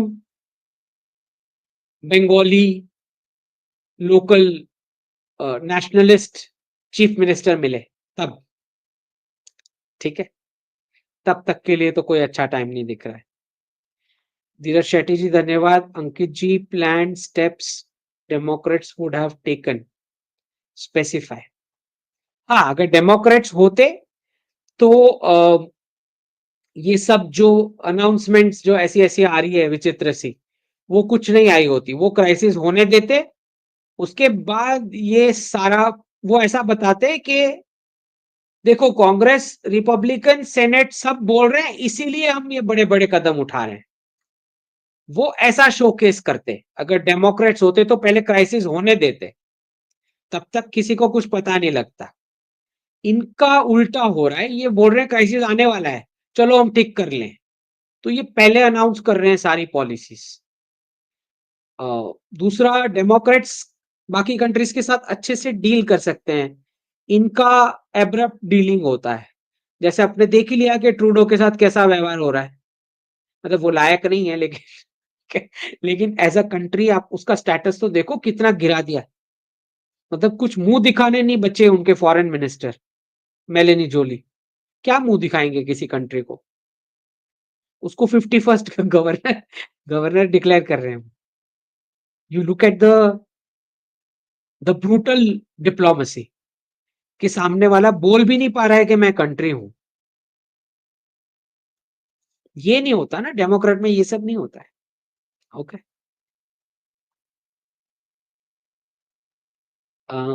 मिस्टर जोकर जी धन्यवाद। I am 13 in dead end government job for 6 years living in Delhi, want to switch career, please give advice. What skills to learn from scratch in which sector? Sectors मैंने बताए हुए हैं, farming, manufacturing, food processing, logistics, precious metals, defence और space.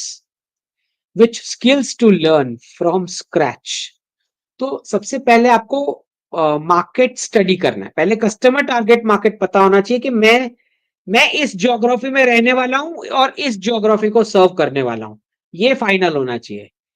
फिर वो geography को सर्व करने के लिए वहां से मार्केट का गैप निकाल के लाना है, कि क्या मार्केट गैप है इस एरिया का जो मैं फिल इन कर सकता हूं। फिर उसके रिलेवेंट स्किल्स आपको पकड़ने हैं। ठीक है। इंटेल क्रिप्टो जी धन्यवाद। Invest, people don't pay corruption to get work done. लेकिन आपका तो बहुत ऊपर का लेवल का करप्शन चल रहा है ना, वो चिंडी पैसे में इंटरेस्ट ही नहीं है। आपका जो लॉबी बिजनेस है वो पूरा करप्शन है। उसको करप्शन को नाम दे दिया है लॉबी बिजनेस, इसलिए पता नहीं चल रहा ना कि वो करप्शन है। ठीक है, हमारे यहाँ तो चिल्लर चल रहा है ना, मतलब 100, 200, 500, 1000 ऐसे। वहां पे तो उतना ऊपर लेवल का करप्शन चल रहा है कि पूरा यूक्रेन डिस्ट्रॉय होके एक करेंसी में पैसे छप रहे हैं, एक बिल्डिंग में बाजू की बिल्डिंग में डिफेंस कॉन्ट्रैक्टर को सारे पैसे जा रहे हैं और यूक्रेन बर्बाद हो रहा है। इतना हाई लेवल का करप्शन चल रहा है, समझे? फिर यूक्रेन से पैसा घुमा के डेमोक्रेट्स और रिपब्लिकन को इलेक्शन का फंड कैंपेन हो रहा है। तो आप साइज मेजर करो उस करप्शन की, राइट? हमारा पूछ रहे हो how to solve, it's a human behaviour, तो धर्म सॉल्व कर सकता है। टेक थोड़ा 5 to 10% प्रोसेस में डाल के सॉल्व हो सकता है, बस, और कुछ नहीं हो सकता। ह्यूमन बिहेवियर है। दूसरा ये होता है कि भाई तुम्हारा टॉप लीडर पूरा क्लीन है, जैसे नरेंद्र मोदी जी हैं, तो उसका थोड़ा इम्पैक्ट 5 to 7% नीचे ट्रिकल डाउन होता है कि भाई थोड़ा कंट्रोल होता है उस हिसाब से। बाकी ये ह्यूमन बिहेवियर है, उसको कुछ पार्टी से कुछ कनेक्शन नहीं है कि कौन सी पार्टी है या कौन सी गवर्नमेंट है, उससे ज्यादा कुछ लेना देना उसका कुछ है नहीं। It's a human behaviour. तो जैसी ग्रूमिंग हुई बच्चे की वैसा वो करेगा। ओके। आशीष जी धन्यवाद। फ्यूचर में agri loan sector in Indian banking, good. Shiva Kumar ji, what will the impact on Indian textile industry? Very very good. ये तो इम्पैक्ट क्या है, ये तो यही तो स्क्रिप्ट है कि जितना भी इकोनॉमिक्स उनका है वो जाएगा। रेडिकलाइजेशन का मतलब ही it is enemy of economics, तो वो तो बर्बाद करता ही है रेडिकलाइजेशन, तो हम तो लेंगे बेनिफिट।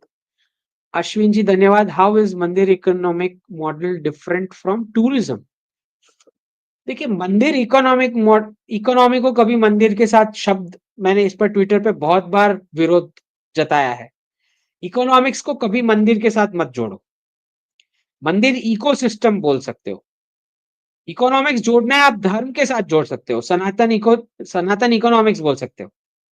ओके, धार्मिक इकोनॉमिक्स बोल सकते हो, लेकिन मंदिर को इकोनॉमिक्स के साथ नहीं जोड़ सकते, राइट? मंदिर इकोसिस्टम बोल सकते हो, क्योंकि मंदिर का जो उसका जो सेंट्रल पार्ट होता है, राइट, जो डिवाइन होता है, अ, जिसको सैंक्टम सेंटोरम बोलते हैं, तो वो इकोनॉमिक्स के लिए नहीं है। वहां जाके सेल्फी नहीं खिंचवाने की है, वहां जाके कुछ बेचने का नहीं है। वो कैश फ्लो के लिए, उस कैश फ्लो के लिए नहीं है जो कमर्शियल वाला, प्योर कमर्शियल हो, राइट? जितना भी नॉन कमर्शियल है वो उस मूर्ति से के थ्रू करना है। प्योर कमर्शियल उससे बाहर, मंदिर से बाहर आप इर्द गिर्द करो जो करना है। Economics, how it is different from tourism? Tourism तो it's a separate thing all together.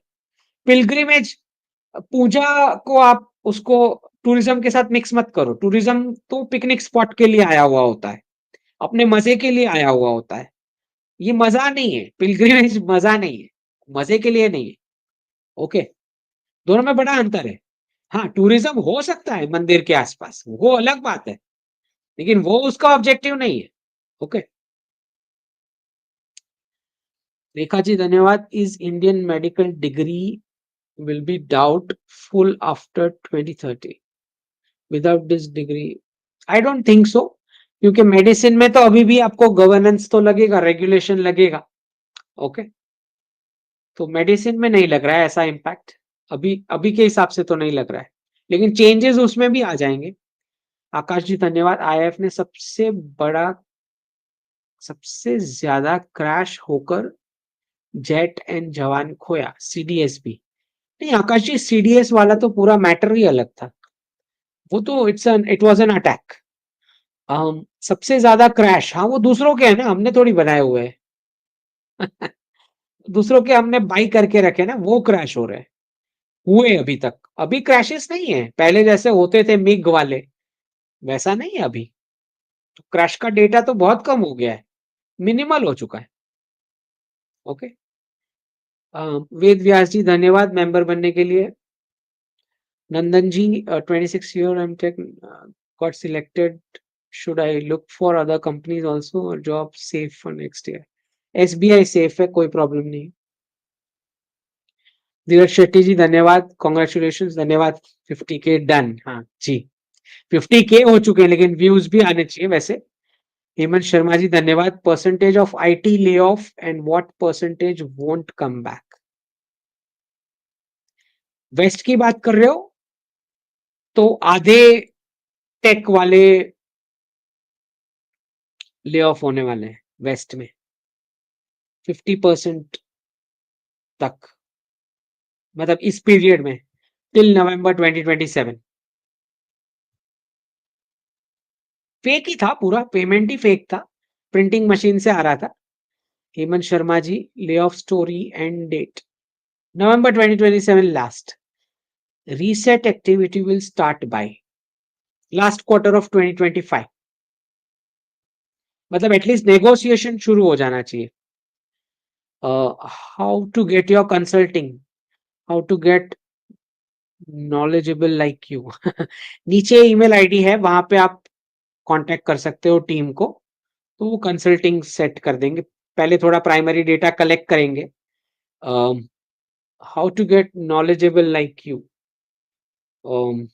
देखिए इसमें this is something which is natural, मतलब एक होता है कि बहुत कम एज में जो रीडिंग किया है, तो अब मुझे ज्यादा टाइम नहीं लगता, I can see through things.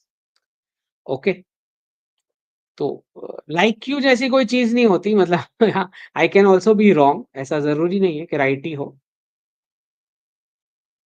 तन्मय जी धन्यवाद। PG on AI from IIT worth it, I recently enrolled. उसका डेटो आप डेटा देख लो कि वहां से जो कंप्लीट करता है उसका क्या होता है, तो उसको आप पकड़ के देखो। जो जिसने कंप्लीट किया हो उसमें से एटलीस्ट 5-6 जन को कांटेक्ट करके देखो कि कितना क्या बेनिफिट हुआ उनका कोर्स करके। ओके, कोर्स करना, कोर्स अच्छा बुरा नहीं होता, बाद में उसका क्या कर रहे हो वो इंपॉर्टेंट होता है। चार्ली जी धन्यवाद। Is Modi ji part of DS? No, no no. Hoshang ji धन्यवाद। मीनल फर्नांडिस जी धन्यवाद। How will EU crisis affect Switzerland since it's not a EU member? Schengen, Switzerland में ये इकोनॉमिक क्राइसिस का इम्पैक्ट आएगा सबसे ज्यादा, स्पेशली जैसे डिजिटल में जाएंगे करेंसीज, तो स्विट्जरलैंड की इकोनॉमी को हिट लगेगा, वहां से पैसे विड्रॉल होंगे, और जो पड़े होंगे वो यूजलेस हो चुके होंगे जैसे ही कंट्रीज डिजिटल में जाती है। ठीक है, नॉलेज सीकर जी धन्यवाद। Never seen your tweet about 18% GST on health insurance. How are we supposed to take care of our parents? Why to promote if it's not affordable? अ, देखिए जॉइंट फैमिली को इसलिए maintain नहीं करता कि क्योंकि वो अफोर्डेबल है। अफोर्डेबल हो चीजें तो मेंटेन हो सकती है, ये बात सही है। 18% जीएसटी ऑन हेल्थ इंश्योरेंस, देखिए जीएसटी तो बढ़ेगा जब तक आपको पता है कि इनकम टैक्स मेजॉरिटी सैलरीज वाले दे रहे हैं, और हमें सामने जो अपोजिशन के लीडर्स हैं जो खटाखट ऑफर कर रहे हैं, पूरी की पूरी अमाउंट ट्रांसफर करने की ऑफर कर रहे हैं, तो उसके सामने ये गवर्नमेंट को थोड़ा थोड़ा दिमाग इस्तेमाल करके छोटी सी अमाउंट में भी फ्रीबीज देनी पड़ रही है, लाडली बहन और ये सब। ओके, योजनास, तो टैक्स तो आएगा। अब हो सकता है हेल्थ इंश्योरेंस पे कम करेंगे, कम ज्यादा से कोई ज्यादा फर्क नहीं पड़ता, क्योंकि एक जेब में से निकालेंगे दूसरे कहीं पे बढ़ जाएगा, तो किसी एक स्पेसिफिक से फर्क नहीं पड़ता है, टैक्स तो कलेक्ट हो ही जाता है, किसी और तरीके से हो जाएगा। वो करेंसी भी छाप के ले सकते हैं ना टैक्स, जरूरी नहीं है डायरेक्ट टैक्स लें, करेंसी भी छाप लेके कर सकते हैं वो, उसको डिवैल्यू करके अमाउंट को। मंदर जी धन्यवाद। Property bought in Mumbai in 2022 current market price, so post May 2025 cut would be 8% on 5 to 10% के बीच जब ये रीसेट होगा तब। पर आपका तो it's a fresh property, right, तो उसमें तो 12 to 15 ईयर्स तो उसमें डेप्रिसिएशन तो नहीं आता है, मतलब इतना अमाउंट तो मिल ही जाता है जितना लगाया होता है। राइट जी धन्यवाद। हेमंत जी धन्यवाद। आईटी मेजर ले ऑफ 50%, कितने वापस आएंगे? वेस्ट में से कितने वापस आएंगे, मतलब भारत आएंगे? मुझे नहीं लगता बहुत सारे भारत आएंगे। वर्किंग एज वाले तो कहीं भी जा सकते हैं ना, कोई भी कंट्री में जा सकते हैं, लेकिन एज वाले ज्यादा वापस आएंगे। ठीक,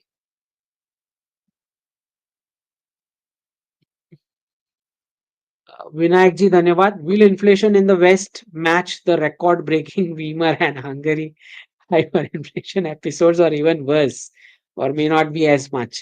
विनायक जी ये डिपेंड करता है कि वापस वो प्रिंटिंग राउंड में जाते हैं या नहीं।